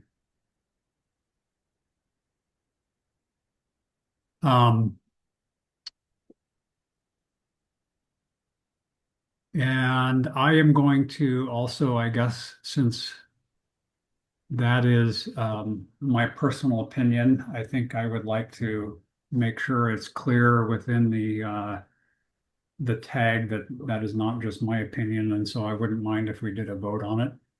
John, go ahead. Yeah, I just want to state for the record that there are others on there's a committee that I work with outside of this one that looks at seismic issues, and they remain very concerned about using prescriptive provisions for multiplex buildings in general, just because of they were also involved in some of in the development, and they were very concerned about the compromises that were made in putting together the prescriptive approach. I'm just throwing that out there for the record. We may get comments on that later. So, Okay, Michael? In general, Roger, I agree with your summary. Okay, so again, as one of the other structural engineers on the committee, I do agree in general with the summary, and I agree with the statement that in seismic D2 that you're not going to be doing this without an engineer, and that most buildings, and my talking with other engineers confirm what you've said, Roger, that the more the existing designs for most townhomes do not lend themselves to the prescriptive design, and therefore most townhomes, or the vast majority of townhomes, are being designed by a structural engineer to the IBC requirements as opposed to the IRC.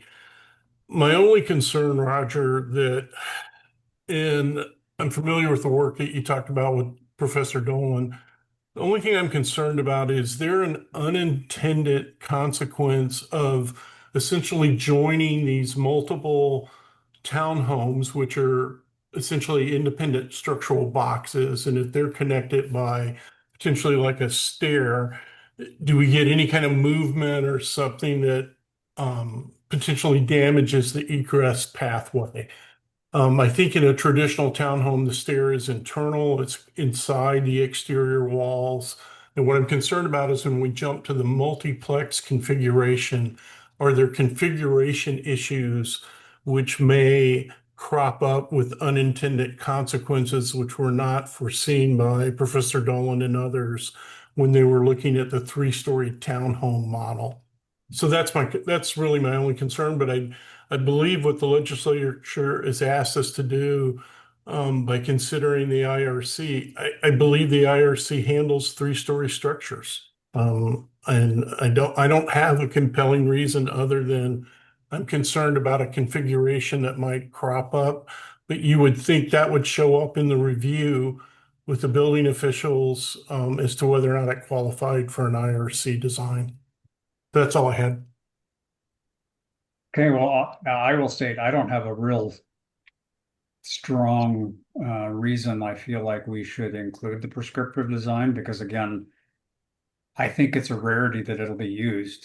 So I don't know if we want to take a straw poll or yeah, I would not be opposed to putting some statement in there that wherever that section for the D2, basically saying you have to do an engineer, take some of that language and say you have to do an engineered design. Yeah, I'd like to see something like that if we are a standalone document, because I do not believe in D2 that we can use the IRC. Okay. I would be fine with that. Jeremy? Yeah, I'm fine with adding a pointer to that table. However, I heard standalone document, and I don't think that was the intent of this appendix. I think the appendix starts out as, we're going to build it according to the IRC and this appendix. So, in a way, I think you're both right, Roger. It does speak for itself. The table does say it, but we are in the IRC world where people might be trying to do this without design professionals because they can, and maybe it's good to have that pointer there, just that disclaimer for the D2. It might help. It might be a tool, so people don't get too far along in their project without seeing that. They might just go to the appendix and that's all they're going to read. Okay.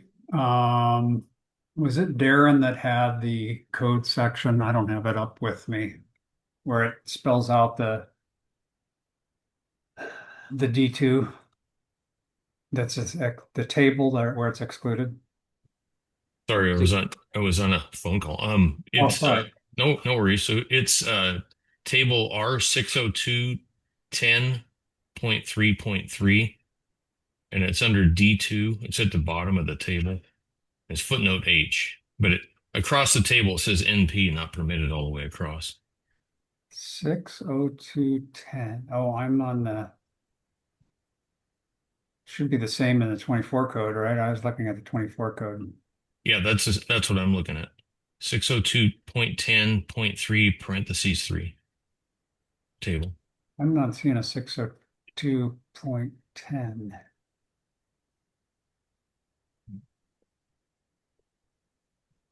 Can we find that, Dustin? Get that up for everybody? Yes. Misbehaving now. Here we go.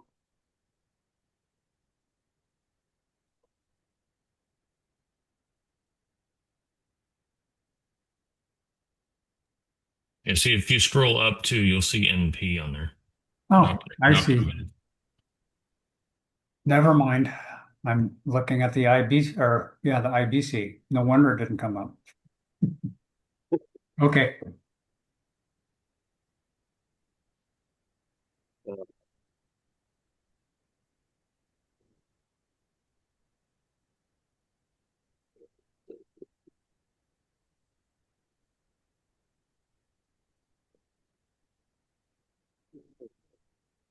All the NPs. Okay. And what is footnote H? Or is that, or no, there's probably something that says NP.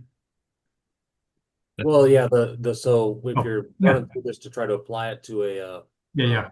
building, you got all the NPs within the footnote H. So we need to reference them to footnote H. So re-add back in section 108 to reference this footnote.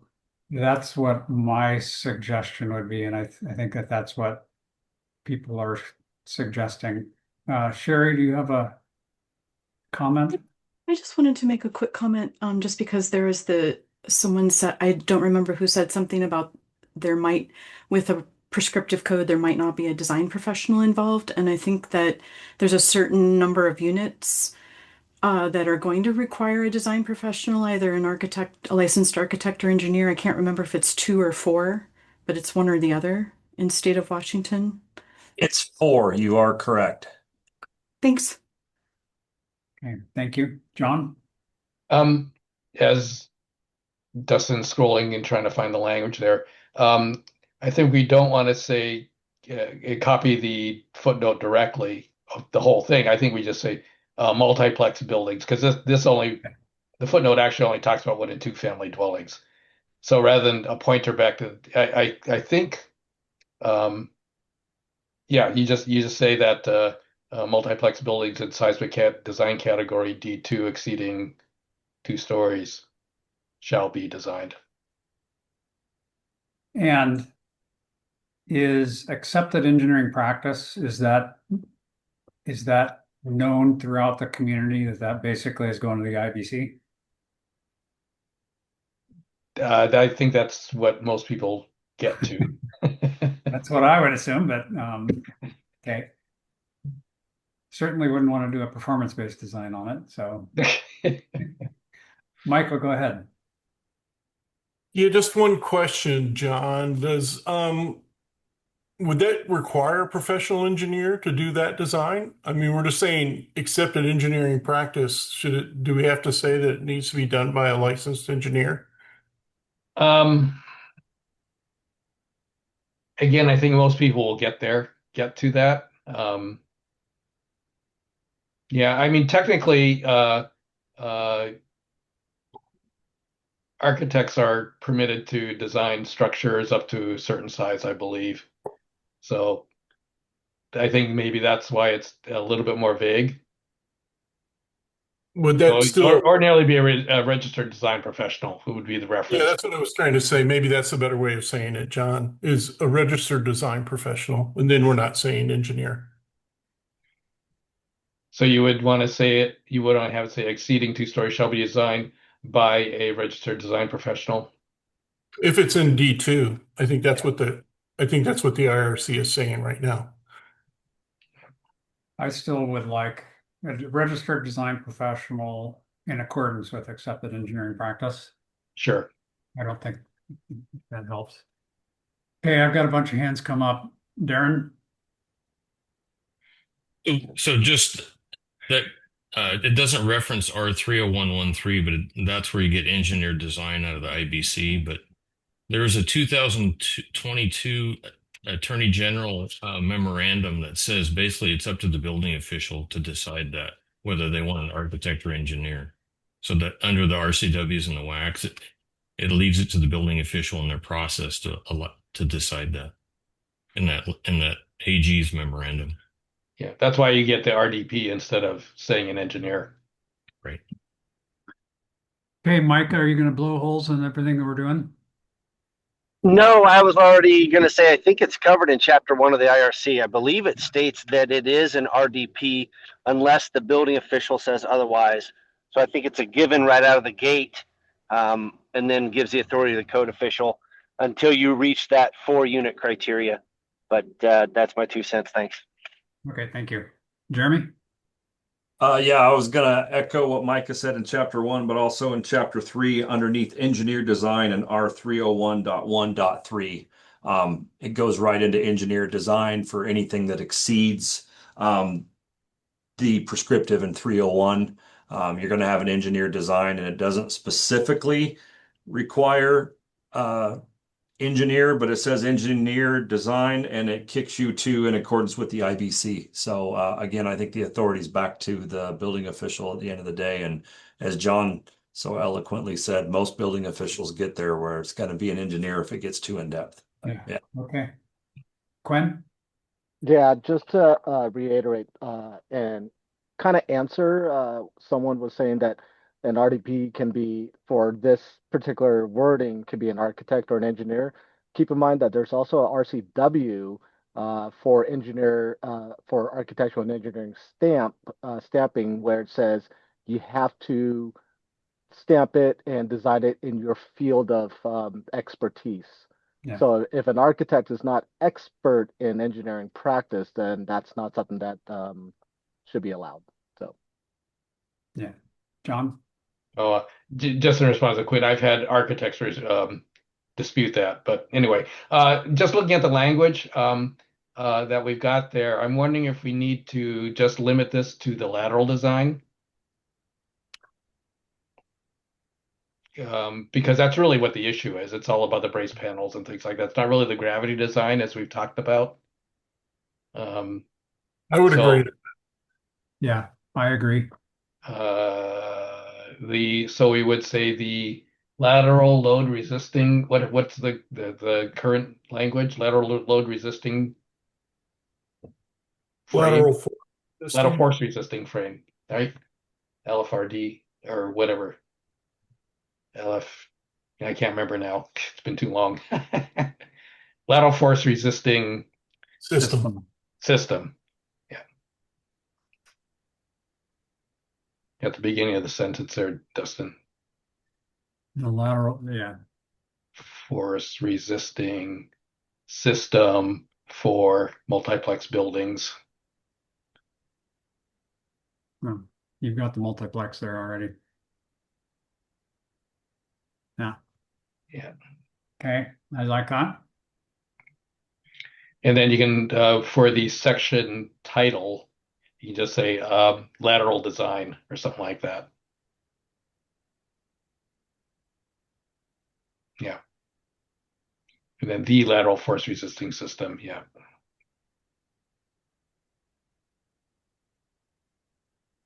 And that's not a defined term, right? The lateral force resisting system. Not in the IRC. Yeah. it is referenced though. So John, quick question here. IRC uses a lot of allowable stress design, ASD, and it does. When I did a word search, I had 22 results for ASDs, and Mhm. I had zero like one or two results for LRFD. So just something to consider. I don't think it matters. Your design professional can use ASD or LRFD. Correct. Yeah. I'm just saying the IRC itself uses allowable stress more than LFRD or LRFD. Yeah. Okay. Sorry, I'm scrolling through the IBC to try to find if we have a. We don't have a definition in the IBC either. Okay. So, All right.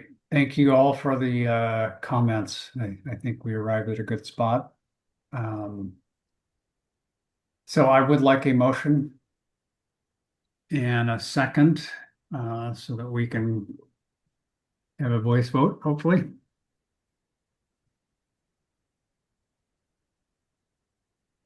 Do I have a motion to approve the structural provisions as shown? So Roger, it's Michael. I so move that we accept it as modified. All right, thanks, Michael. Do I have a second? I'll okay, second. I'll second. I'll second. This is Jeremy. All right, thanks, Jeremy. Is there any more discussion? Okay, then I think we will try a voice vote. Let's see if we've got support, and if not, we can go to a roll call. But all those in favor of the motion say aye. Aye. Aye. Aye. Are there any opposed? Nay. Uh, John. okay. One nay. I think that is I'm gonna suggest that motion passes. And we will move on. I think, Dustin, you do need to update the base IRC plus 108.1.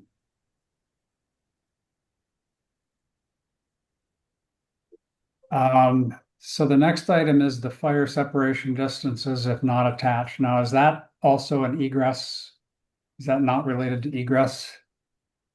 It is not related to egress. Okay.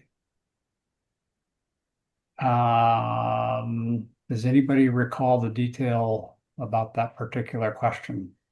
That might have been me. If you go to the IRC when Dustin has a chance.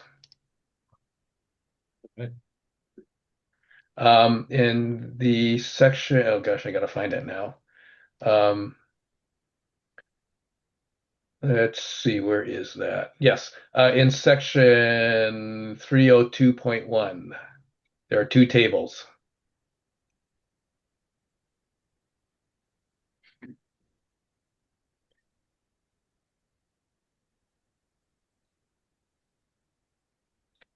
Uh, 302.1. For some reason, it doesn't jump to the section directly on the first click. I don't know why. Okay, okay, so here's one table for exterior walls. And then you have on the right side, in the right column, you have fire separation, minimum fire separation distances. And there are places in the code that talk about, how do you measure that and what, basically where you measure that too. There is a second table, if you scroll down further, that is specifically for dwellings and townhouses that are sprinklered.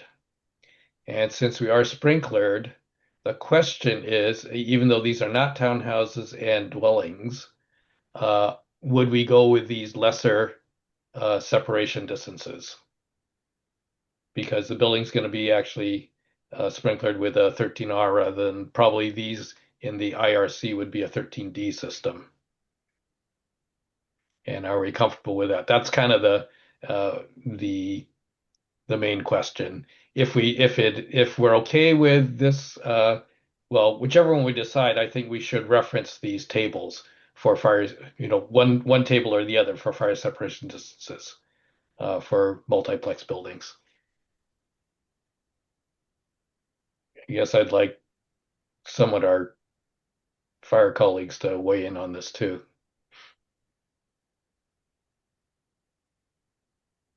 And the idea and just a little bit about the idea of fire separation distance is that you don't want building to building spread of fire, and that the space is supposed to provide you some help with that. It may not prevent it, but it'll reduce the chances. Mike, go ahead. Yep. Hey, John, a couple questions for you. I've been listening in, obviously. So first off, it looks like for the most part, we're only giving up 2 feet of separation distance from building to building. It ends up being 4 feet because you got to measure to a line between them, but yes. Okay, yeah, so 4 feet to the assumed lot line. I gotcha. Second question, is there any qualifier on the buildings, or could this potentially be the 4 feet distance between multiplex to multiplex, or are we talking about like minor buildings?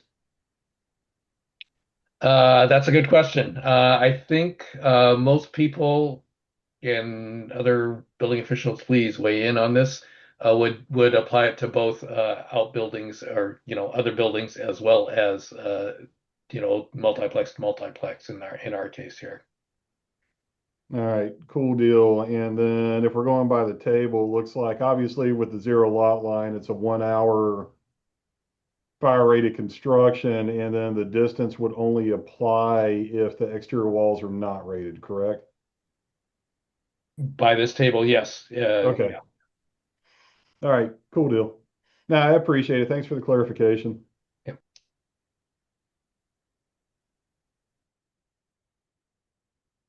All right, other comments?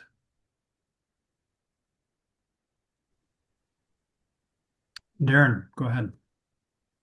So John, you're talking about egress width? Is that what your sentence started with? And No, this is all entirely about fire separation distances between buildings. Okay. Thanks. Jeremy? Yeah, thank you, Roger. John, I appreciate you bringing this up because I think it's a valid conversation to be had. These fire separation distances are a lot more lenient than the IBC. And we're essentially having sixplex buildings that could be zero lot line situation without all the provisions of Chapter 7, or Chapter 9 for that matter, in the IBC. So it's a valid conversation to have, and I'm glad you brought it up.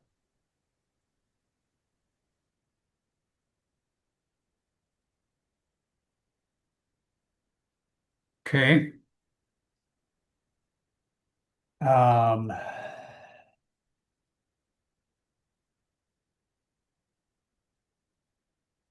So where do we want to go? I see that 302.1, so the first table is more restrictive, meaning there is a greater fire separation. Yeah. Roger, the other thing that might weigh into this is the other committee in the SBCC, right? That's looking at yard sizes or something, minimum yard size. This new special side yard setback committee. Might have some effect on this. I don't know. Hey, Dustin, can we somehow get that on, I don't know who is that Todd running that? Yep, and they're meeting this Friday, so we can, it's not too late to add that to the agenda. I'd have to do Okay. an agenda though. Let's do that and get their input. And can you remind me, I can go back and look, but we've said that all of these will have a 13R sprinkler system. Is that correct? I believe so, yes. Okay. Darren, go ahead. Just something I thought of, if this is a 6-story building and you had, I mean, how does the firefighters access for emergency rescue if you're down to 3 feet or less? No more than 3-story building. Oh, 3-story. Okay. All right. Yeah, so there was single exit goes up to 6. We only go up to 3 for this one. Okay. All right. Sorry, I'm out there. So thanks. It's easy to get it crossed. Yes, you're not the first person to get those mixed up. All right, well, I think that I'm going to suggest that we table this to our next meeting and everybody put some thought into it. I think it's a very good question. You know, my gut tells me 302.1 table 1 is currently allowed in the residential code with no sprinklers. And you know, dwellings and townhouses with automatic sprinklers, you get to reduce that a little bit. I don't know. Part of me suggests being a little bit more conservative and going with and referencing the first table, but I don't know that that's kind of a off the cuff. Yeah. Kind of what my gut tells me. So yeah, Roger, I would agree with you on that. Just because, again, the assumed exposure, excuse me, between you know, with the lower table dwellings and townhouses, you only got one dwelling unit, right? That's exposing one other dwelling unit. It's kind of the assumption there. In this case, you might have several on, you know, three stacked ones that are exposing another building next door with another three. And again, that's just that many more sources of ignition and issues. So we would if that were the case, we would basically have to put something in our appendix that says use table 302.1 number 1. Yeah. Okay. Mike? Yeah, I just wanted to second your recommendation and what John was talking about. A couple things that we're seeing, at least in the fire community, especially knowing that our WUI code is still being talked about in other groups, is conflagration as we densify. Needless to say, any separation we have, it gives us more opportunity to put in our host streams to keep anything from moving from one home to another. Community I came out of, we actually had that happen in one of our densified neighborhoods, give or take circa 2006. And the one thing you got to remember about sprinkler systems, and I know we went a step up when we went to the 13Rs, there is no exterior sprinkler system. So you have siding or combustible landscaping or anything of that, discard smoking material, catch fire on the outside. That could definitely extend to the inside of the structure fairly easily. So at least when we get closer and closer with these zero lot line buildings, and I know even with table 1.1, fire rated allow zero lot line, I get really gitchy with it, with no defensible stop for us. And then when we talk about the zero lot line, since it's in here, is there any consideration or anything for that zero lot line with the fire rated construction? Has that come up at all? And that might be a John Sue question. I know he's done a lot of work. As far as the zero lot line, I mean, Yeah, if you even look at with it. Yeah, with a table here, you would require basically two 1 hour exterior walls. So one building would have 1 hour, and then the other building would have 1 hour. You're not joining. They're not allowed to touch. Yeah. So stupid question along with, and I totally get the 1 hour. Anything for access to the rear of the lot. And the only reason I bring this, one of my communities, we're dealing with it right now with the potential for stringed townhomes and everything else coming down to where we could have these, you know, endless blocks of townhomes and no access to the back. Has that been addressed at all or come up? No, but I think that's the subject of that other committee. Okay, cool deal. Just as long as it's at on somebody's doorstep to talk about. Because again, looking at this for those fire rated constructions, we could string these on fairly long, and it really cuts fire's access to the rear, even with the sprinklers. Jeremy, go ahead. Yeah, I would say, just my opinion, given the increased density of these dwelling units, that I would err on the side of the more conservative table for fire separation distance and utilize R302.1 parenthetical 1. Use the more conservative table as suggested. I would support that. Okay. I think that we have relative support for that. Is there anybody on here that thinks that we should allow the table 2 with the less? Quinn, your hands up. Yeah, I'm sorry if I missed it. So did we decide that these multiplexes are going to be 13D or is it 13R? I misheard something? 13R. I may have 13R. Okay. misspoke on that 13R response. I think 13D is probably no. Hold on, I have to review my notes on that. But I'm Okay, looking at so the current proposal in 102.2 says buildings shall be equipped with NFPA 13R throughout. got it. Okay, so really what I'm getting at though is this if we so I feel like there's three options. You got the two tables in the IRC, and then there's also that table in the IBC, which is even more conservative, where from 5 to 10 feet, you're still required to have 1 hour rated for any multiplex buildings. So to me, for this tag group, that's something to consider. Is this more conservative table here could be an option as well. Out of the IBC. Correct. Yeah, because if you look at it, 5 to 10 feet for an R type 5B construction, it's still 1 hour. Whereas the table in the IRC, 5 to 10 feet, you're not required to have any rated assemblies. So this is the more conservative approach right here. Derek? Yeah, being not from the code background, code world, my kind of hat of my experience comes from if you're maxing out at 3 stories, if I remember right on this one. Yeah. Correct. That fits in with all the other structures around it, other 3-story buildings in and around infill projects. Yeah, from my application of this, I'd keep it on the less restrictive, the IRC table. So, but that's just where my head gravitates towards. I understand the fire people on the group trying to preserve their needs and so forth, but it's infill development. If we had like greenfield development, which it's not happening anymore, their cities are not increasing the urban growth boundaries.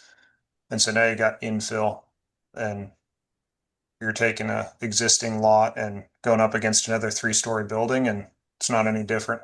But that's all. Okay. Thanks, Derek. Patrick?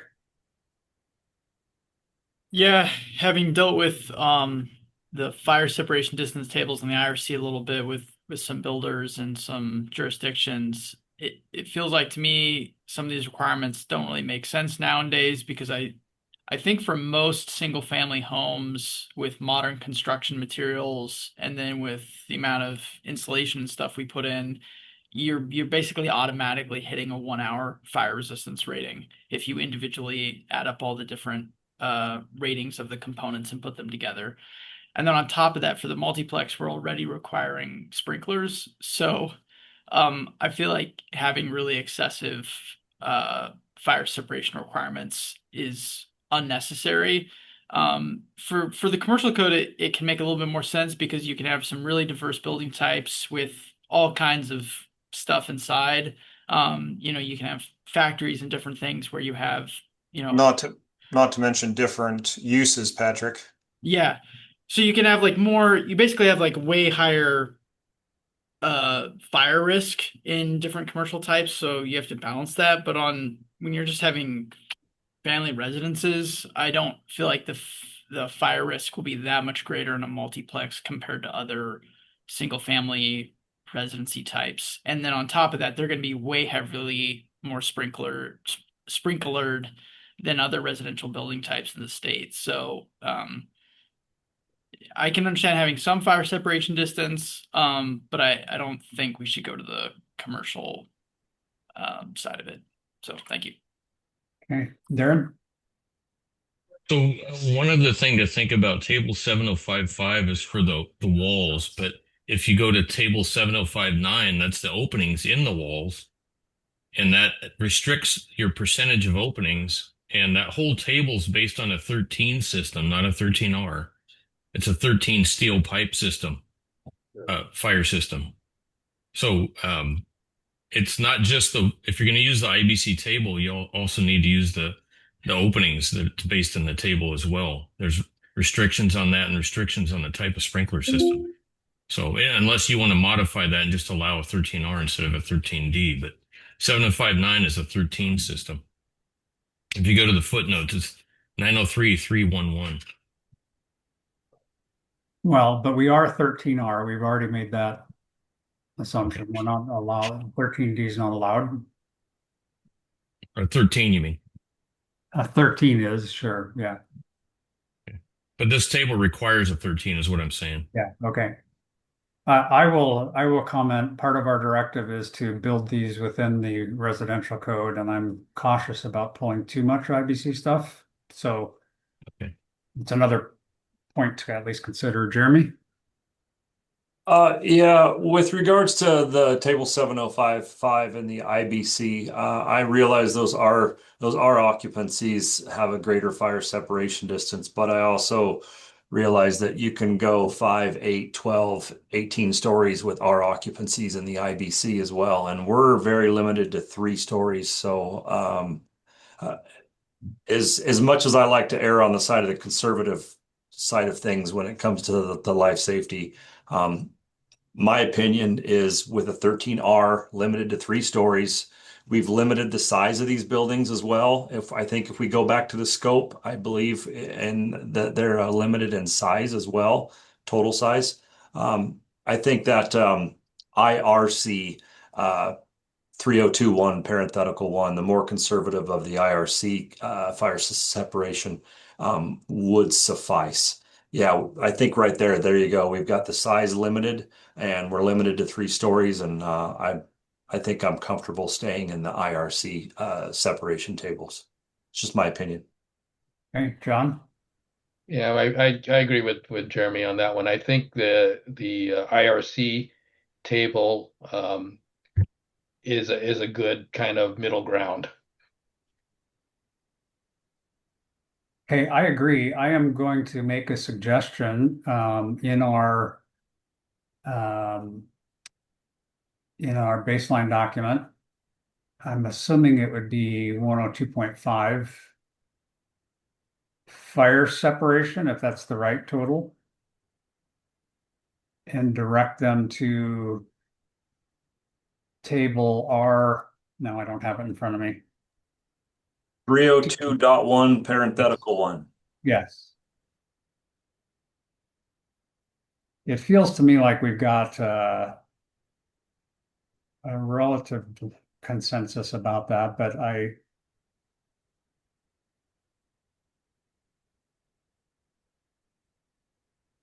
I guess I would like to get it down there and get a proposal and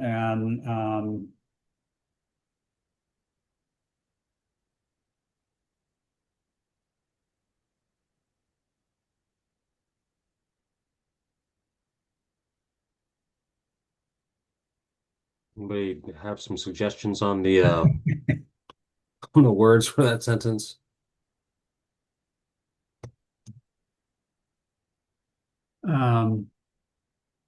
Multiplex buildings shall be equipped. You can do that with like we do on the automatic sprinkler system, the language up above. Multiplex buildings shall be let's see, fire separation between multiplex buildings.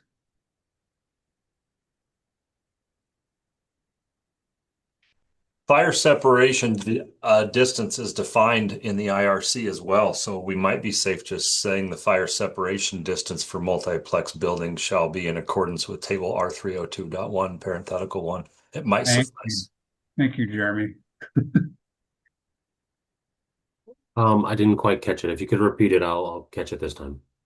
The fire separation distance for multiplex buildings shall be in accordance with.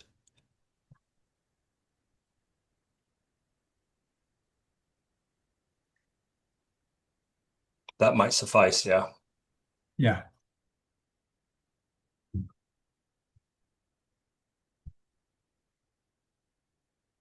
You can get rid of be separated.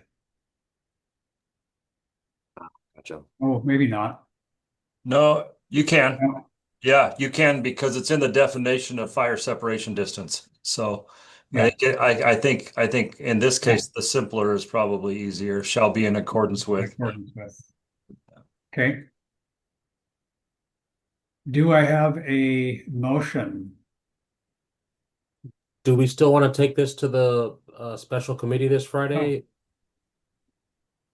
Sure. Why don't we put this one off until the next meeting? Patrick, you certainly can comment. My suggestion is going to be put this solution off and we can confirm it at the next meeting. But if you can bring this up to the other committee on Friday and they can comment on it, that would be good. And then we'll do a final vote. Patrick, go ahead. I get that you want to get the committee's feedback, but even though you're technically dealing with a similar topic, they have not been working on the multiplex housing stuff, and they're looking at something that's much more specific. They're not looking at fire separation distance as a whole. They're focusing specifically on ADUs. So I don't think I don't think I don't think it'll be a good use of anyone's time bringing this up at that committee, in my opinion. I think this committee is perfectly qualified and has more technical experts on it to come up with an appropriate requirement, which you've done, and then the language will go through the rulemaking process. So Okay. Is there anybody, John, go ahead. So I'm comfortable making a motion. I just, presumably if something comes out of that other committee that conflicts with this, presumably we'll have to coordinate them somehow. Yeah. And I will remind, we have the code correlation down there below, which I think that the idea with that is at the end, once we have a full document that we can go through and vote on, we do need to make sure that we do some code correlation, make sure that we're not missing something. And I also will remind everybody, Patrick commented on it, this is all going to go out as a document that people can, can comment on. So, this is not set in stone, but I think it's kind of the preference. And now that there's a whole bunch of hands up. John? Oh, sorry. I was going to make the motion, but so we can let other people talk first. Okay. Quinn? Yeah, just a really minor thing for code language purposes. I would recommend that we get remove the word the.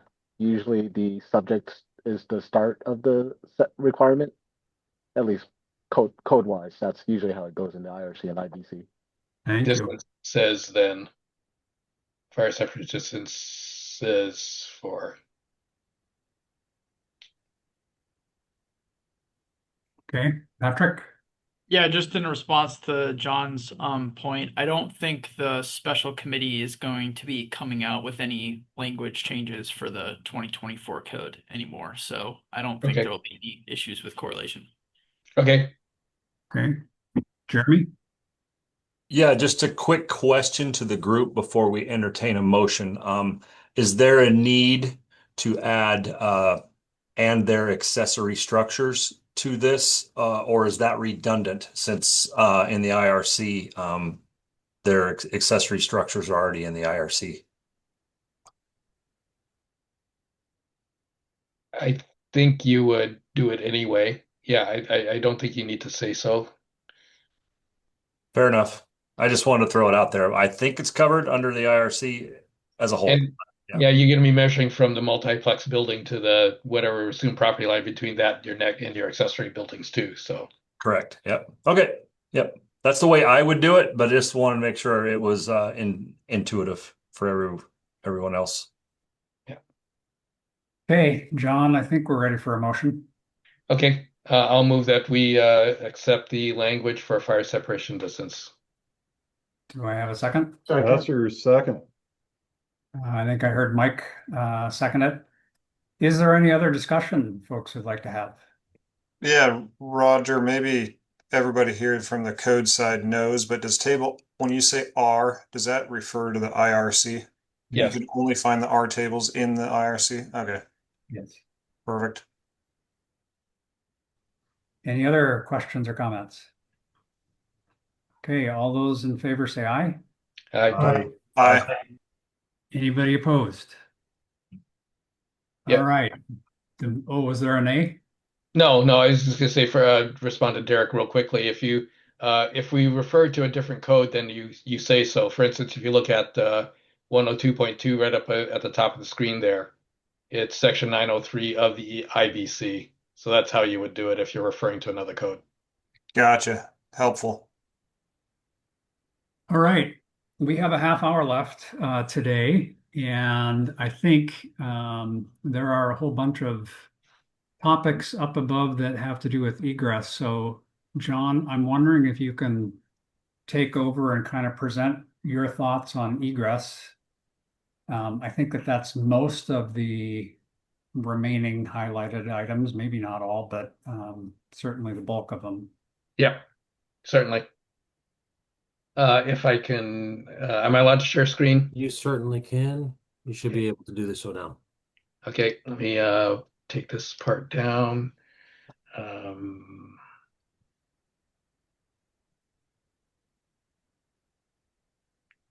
oh, there we go. Okay. Oh, come on. That thing's in the way.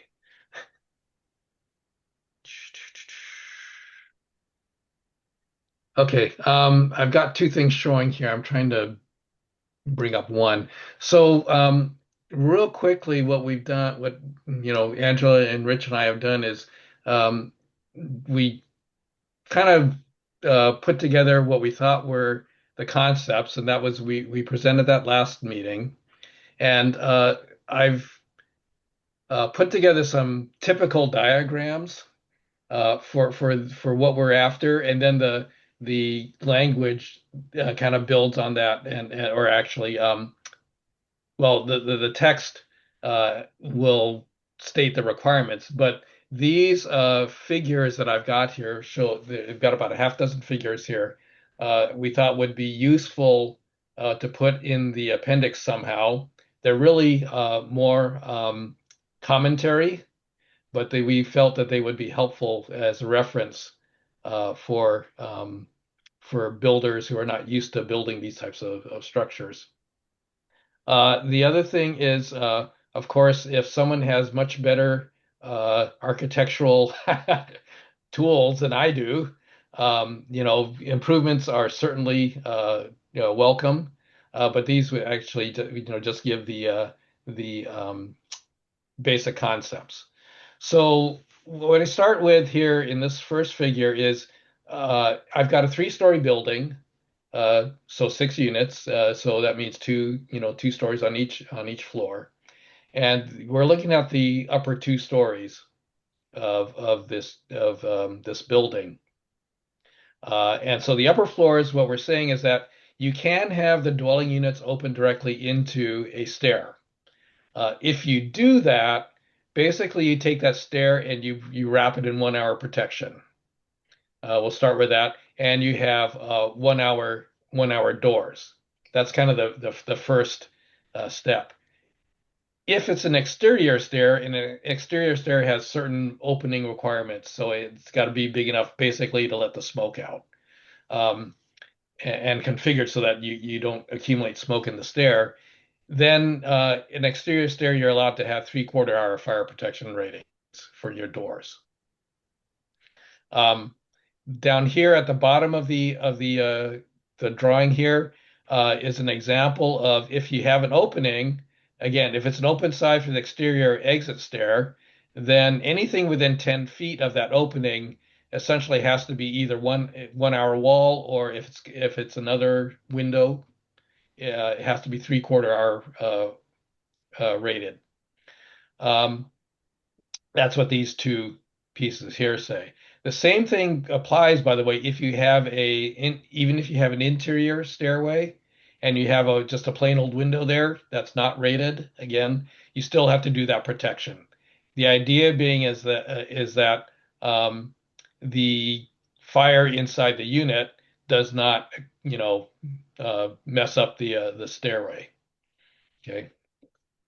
So that's the first. This is an example where you have the units opening directly into the stair. The second example, excuse me, is if you separate the stair uh, from say with a corridor, and then you have the units opening into that. So again, you still wrap the stair with 1 hour walls. Your interior stair, again, you have a 1 hour door. If it's exterior stair, you get a 3/4 hour door. But your corridor here is allowed to be half hour because we're sprinklering this, and your doors can be 20-minute rated.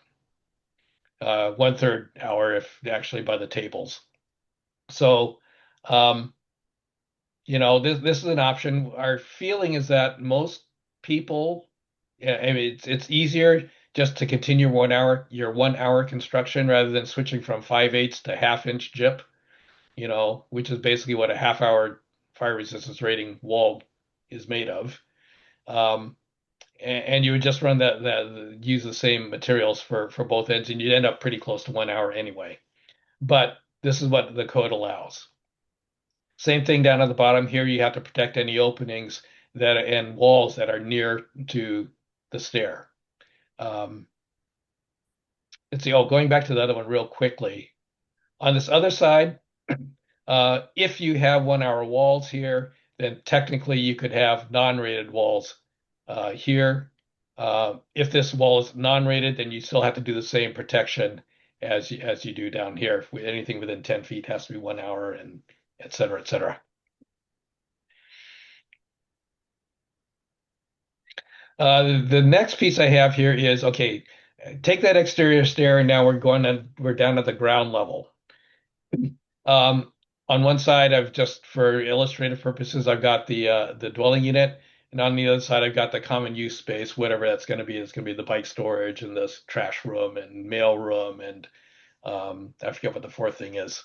But those four things that we talked about earlier. If you have an exterior stair, again, you've got an open side here. It's got to meet certain requirements for openings. Then you can have, and I'm assuming this is all open here. Then you can have 3/4 hour rated protection on here, unless it's the common space, in which case then, as we've said earlier, then that's going to be 1 hour. The door is going to be 1 hour, and the walls are all the walls are 1 hour through this piece. And you come down the stairs and you exit out the building that way. The next example is if I have an interior stair and I enclose that, you're creating what we call an exit passageway through here. The stair then opens into the exit passageway, and then you can go outside. I'm going to back up a little bit. The general requirement is that your interior and exterior stairs are supposed to take you directly outside, but you're allowed to extend it with this exit passageway through the building. So here, again, if you're the common space, no matter whether you're a dwelling unit or a common space, in this case, your exit passageway is protected with 1 hour walls and 1 hour doors. And that's pretty much, again, the same thing for the interior stair. You're wrapping it with 1 hour protection, unless you've got an exterior opening.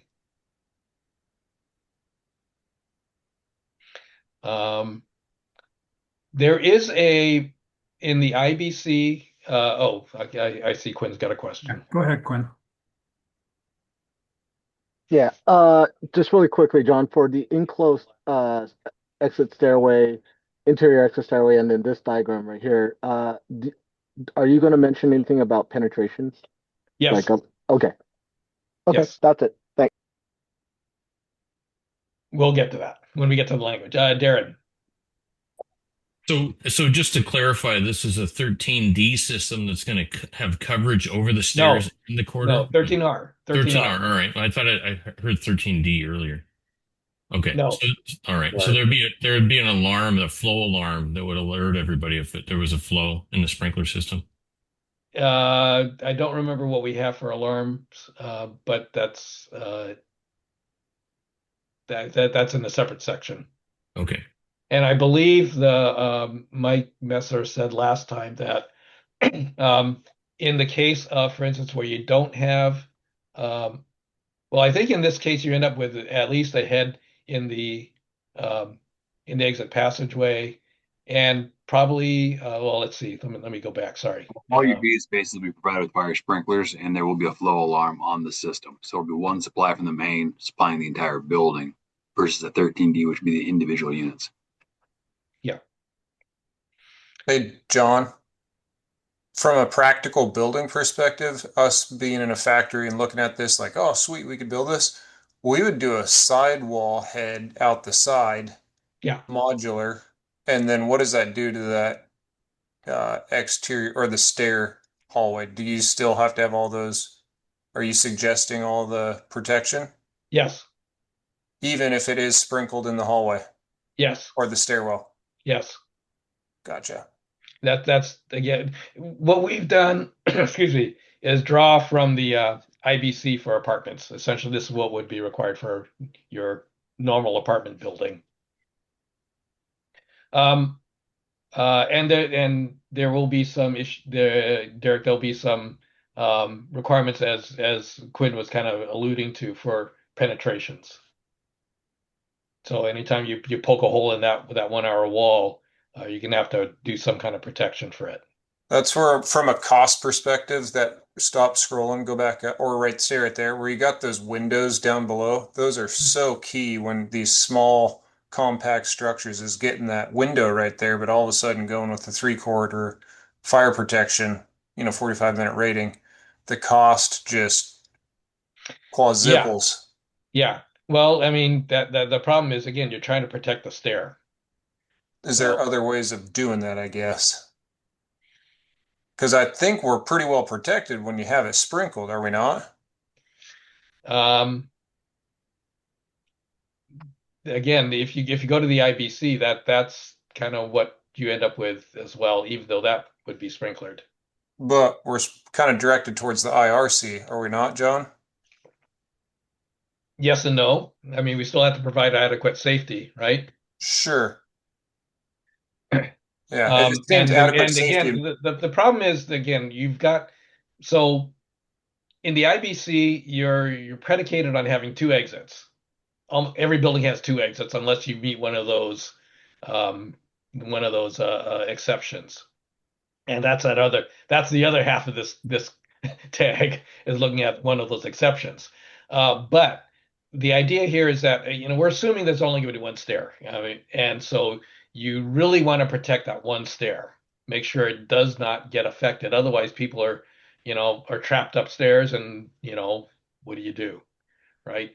And it kind of goes back to something I said many meetings ago, where there was a fire in an apartment unit on a downstairs unit, kind of like this open stair, and the people upstairs had to be rescued by the fire department. Now, there were no injuries, there was no harm in that way, but my question was, is that acceptable performance? Is that what we really want? And the premise of these buildings is that people can get out on their own. And the emergency rescue stuff is like Who was talking about buying their daughter or son a foldable ladder that can go out the window? That was a comment too on the single exit. I want to make sure we don't get too dialed into details. The hope is that John's going to present this in a general way, and we will then have an opportunity to really kind of look through it and dig into it, and we can address a lot of detailed questions next week, or in 2 weeks. Yeah, after this meeting, I'll be sending these to Dustin for posting. And Derek, I was just on your comment about modular. I mean, that 3/4 inch window on the corridor side there on the left-hand unit. Yep. I don't know that would be required. The window on the bottom wall, if it's 10 feet away, it doesn't need to be, so you don't put that window in. No, I know. I'm just saying in small structures, we have windows on every single wall and all over just to make it feel better. Okay. So balancing daily life with once in a lifetime have to be evacuated with the fire truck. Sure. Or a engine. Just balancing stuff in life. That's all. Nice presentation though, John. It's well drawn. You were worried about your drawing? No, looks good. Thank you. All right, Jeremy? Yeah, I just wanted to quickly draw the attention to the importance of the passive systems and how well they work. The drywall and the self-closing doors, these passive systems really work. I am not a fireman, but I've been on many structure fires after the math, going through with the fire marshal, doing investigations of damage and what needs to be repaired and what does not. And these passive systems really work. And so it's important. And then I would say, I think when we get to two-story structures, we're going to see it open up a lot less fire rating because we're allowed two-story unrated vertical openings. So this is just the three-story buildings where these rated stairs kick in. So, Yep. yeah. All right. When we get there. Yep. Okay, Rich? Yeah, I'd agree with Jeremy. A closed door does wonders to stop fire spread. Open doors don't work so well. The one thing I'd want to be careful of, and I'll take a look. I don't do a lot of 13 Rs in my jurisdiction, so I'm a little rusty. And Mike Messner may be able to help me out here. In an open stairwell like this that is unheated in a 13R, it may not drive coverage out of 13R. So we may need to have an additional little plug that says they need to cover these, which they could do with a dry head from the interior of the units. So it's not a huge ask. But yeah, in the base 13R, I'm not sure, because it's an unheated space, it may not have sprinkler coverage assumed in the base sprinkler code. Okay. Darren? I was just thinking just think if these were duplexes and the two-family dwelling takes you back to table R30211, which openings and walls 5 feet and 5 feet, 10 feet is unlimited openings. So I'm just wondering how come this has to go to the IBC for fire ratings when we're sticking with 30211? And if those walls are 10 feet apart, you don't have any fire requirement. It's unlimited openings. So I'm just wondering if the 3/4 hour fire rated window is even required in that situation. It's a matter of, again, you're talking about this lower one here. Yeah, that lower window, 3/4 hour window. I mean, the IRC table says you can have unlimited openings in 10 feet between the walls. Yeah, but again, you're not protecting this. That's structure to structure or whatever. This is about protecting the exit way. Okay. But let's say a duplex, a two-family dwelling, couldn't that have stairs that they share and they're touching? Right? Possibly, yeah. But again, you're only talking about two dwellings and 2 exposures, right? Here you're up to 6 exposures. Okay. Richard?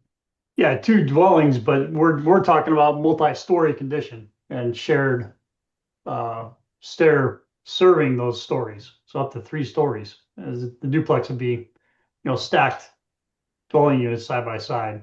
He really loves this plant. John, we've got 15 minutes left. I want to make sure you have time to go through everything and present the whole package. And then again, I think the questions about IBC versus IRC approach are valid ones for us to have, but we can have those at our next meeting. Okay, so this is the starting point. Obviously, we're trying to cook things down as much as possible and make it simpler to build, at least. Okay, so 2 stories condition. Someone mentioned that if you got a 2-story condition, and this is showing an exterior stair, so this is open all through here. You can have half-hour walls, excuse me, and 20-minute doors. Unless you've got the common use again, in which case we've already said that has to be encased in 1 hour. So that's what these notes here are. And then the last diagram I have is if you got an interior stair, same thing in a 2-story, you still have the same thing. You got the half-hour doors, and you got half-hour walls and 20-minute doors. And so it's essentially the same thing as if in both cases there. Basically, what you're getting is a standard corridor construction in these. So that's kind of the diagrams that I have. Real quick, I'll go through the the language that we have here. Again, just for organization purposes, I don't know if we can have time to go through all of the details. But okay, so this would entirely replace whatever's in the baseline document. So we've kind of rewritten the whole thing. So it starts off by saying, okay, you got to have minimum one means of egress, okay, and but it does say that if you have a single means of egress from the first story, second, third, um, then you can have no more than 4 units on each story. Probably not an issue given the size of these buildings, but that got pointed out in a meeting we had yesterday. That we might want to make sure we cover that. This is consistent again with the single exit provisions in the IBC for single exit. We have some kind of, we talked in the last time about concepts about continuity. So you're going from a dwelling unit to a corridor to a stair and then outside and then to the public way. And that essentially this continuity section does that. So we're saying you got to have access to the continuous unobstructed access to the public way. You can have a combination of some elements. You can't pass through other rooms, and your interior exterior stairways have to be continuous from the point of entry to the stair to the exterior of the building. So once you're in the stair, you can't leave that. You're supposed to be able to get right to the outside. And then the exception is you can extend it with that passageway that we kind of showed in the diagrams there. Let's see. The level of protection, you can't reduce the fire protection as you go along there. And so essentially once you're in a 1 hour tube, whatever stairway, your 1 hour has to be continuous all the way to the rest of the way. Don't put obstructions in the means of egress. The minimum width we're saying is 36 inches. That's consistent with the IBC for means of egress for small occupant loads. Travel distance that we've already talked about, I think, last time.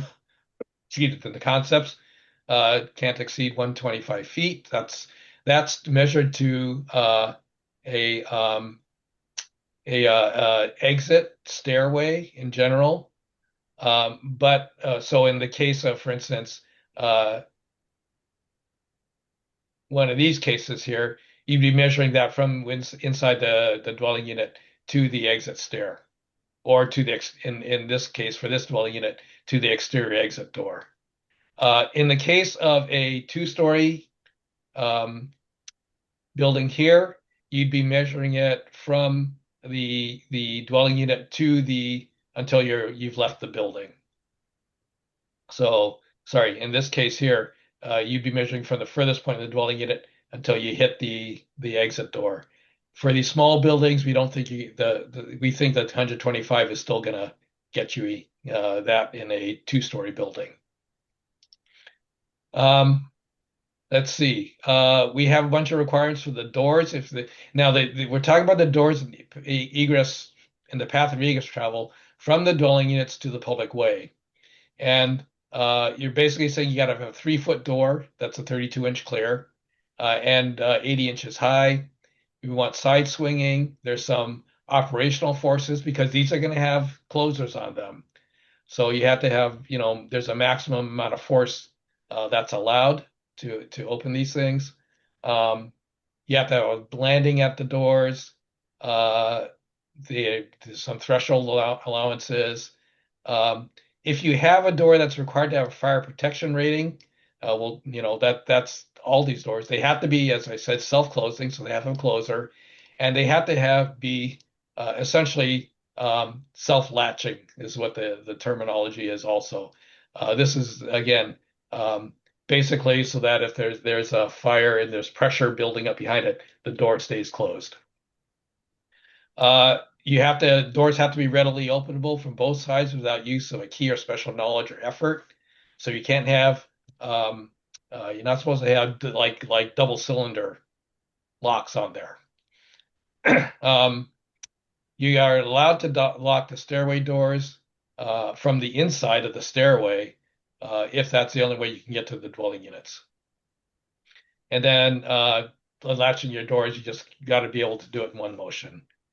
This is what we had in there before for means of egress and illumination. You have to light the path so people aren't falling down to the dark. We want a slip resistant surface. If there's a guard next to the adjacent to the means of egress, we want them to have a minimum height of 42 inches. The 36 inches is allowed in the IRC, but that's again not for your common pathways and things like that. It's not intended. IRC doesn't deal with common pathways and things like that. So we are suggesting a minimum height of 42 inches. Essentially, that would be for like this guardrail here, this guard here at the landing, that would be 42 inches. There's a section here on maintenance. We're going to require you to maintain the means of egress. Corridors, again, we're saying minimum of 36 inches and maximum of 20 feet. Since, again, we're assuming that there's only going to be one stairway in the building, that's your maximum dead end length is 20 feet. This one here, some of this we haven't fully discussed, but this is about making sure you're not using, make sure you get enough air into the corridor.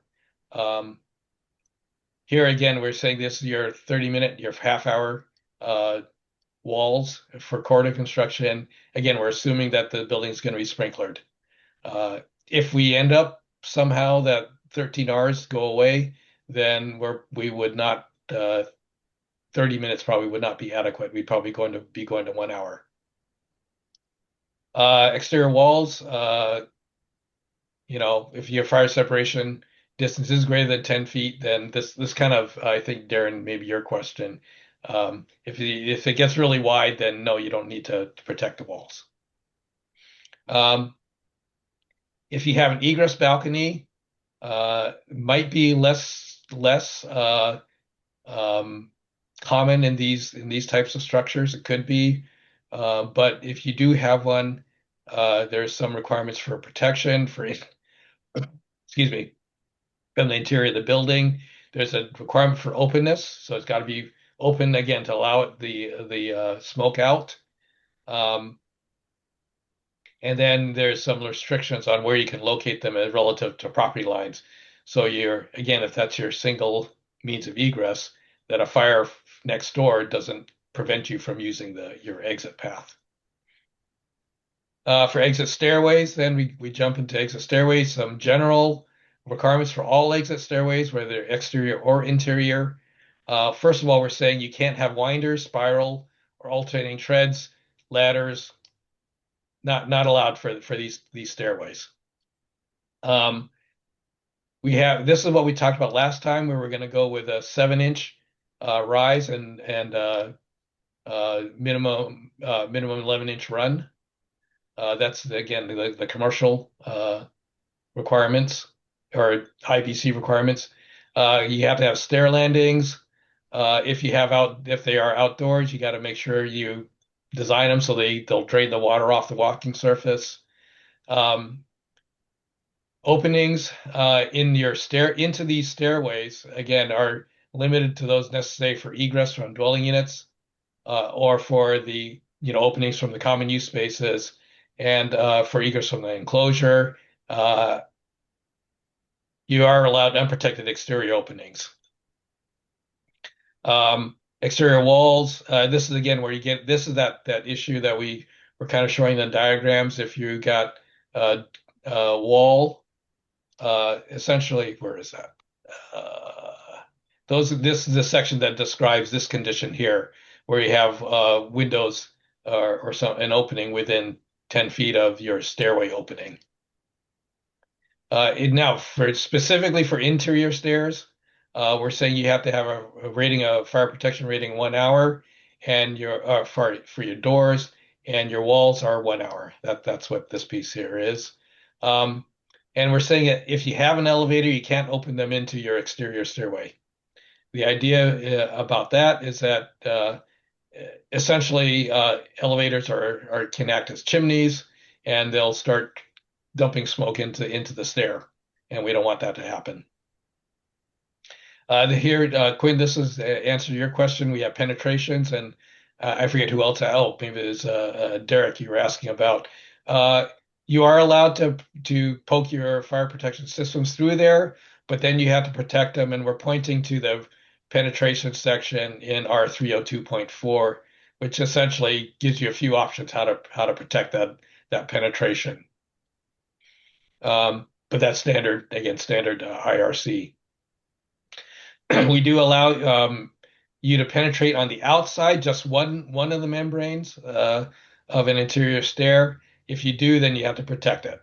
This again, and there's a section that's specifically about that in R 302.42. If you have enclosed space underneath the stair, you have to protect that also by 1 hour fire resistance rated construction, and you can't open that space into the stairway. So some people put storage closets under the stairs. If you have that, you can't have the door to that storage closet open into the stair. You have to open it from the outside. Exterior exit stairways, very similar kinds of things. You have to have, this is where you talk about the open side. You have the side yards, required side yards. Here's your construction opening protection. You have enclosures, not allowed unless you've got 1 hour rated. And then the last section here is a section on exterior ramps, taking you from the exterior exit door to the public way. If you got ramps, here's your requirements. You gotta, can't be too steep. You gotta have landings, et cetera, et cetera. So that's the section that we have at the moment. And I got done with 1 minute to spare. That's right. Thank you very much. And John and whomever, thank you very much for it. It looks like a whole lot of work. So Dustin will get this distributed out to everybody. I'm going to anticipate that our meeting, the next meeting in 2 weeks, what is that, December? Is that already December 2nd or 3rd or something like that? Yep. I don't believe that we will spend the whole time on the single exit. My hope is that package we can get through in less than 3 hours. So I would ask you, I know there's a holiday here between now and our next meeting, but please spend some time with us and let's get your questions kind of pulled together and understood so that we can have a good, robust discussion at our next meeting. Okay. Sherry, go ahead. I wanted to just ask a separate topic question real quick. I was wondering if there's been any discussion about exterior porches and how they would interact with these types of spaces, like if there's like stacked porches attached to the units.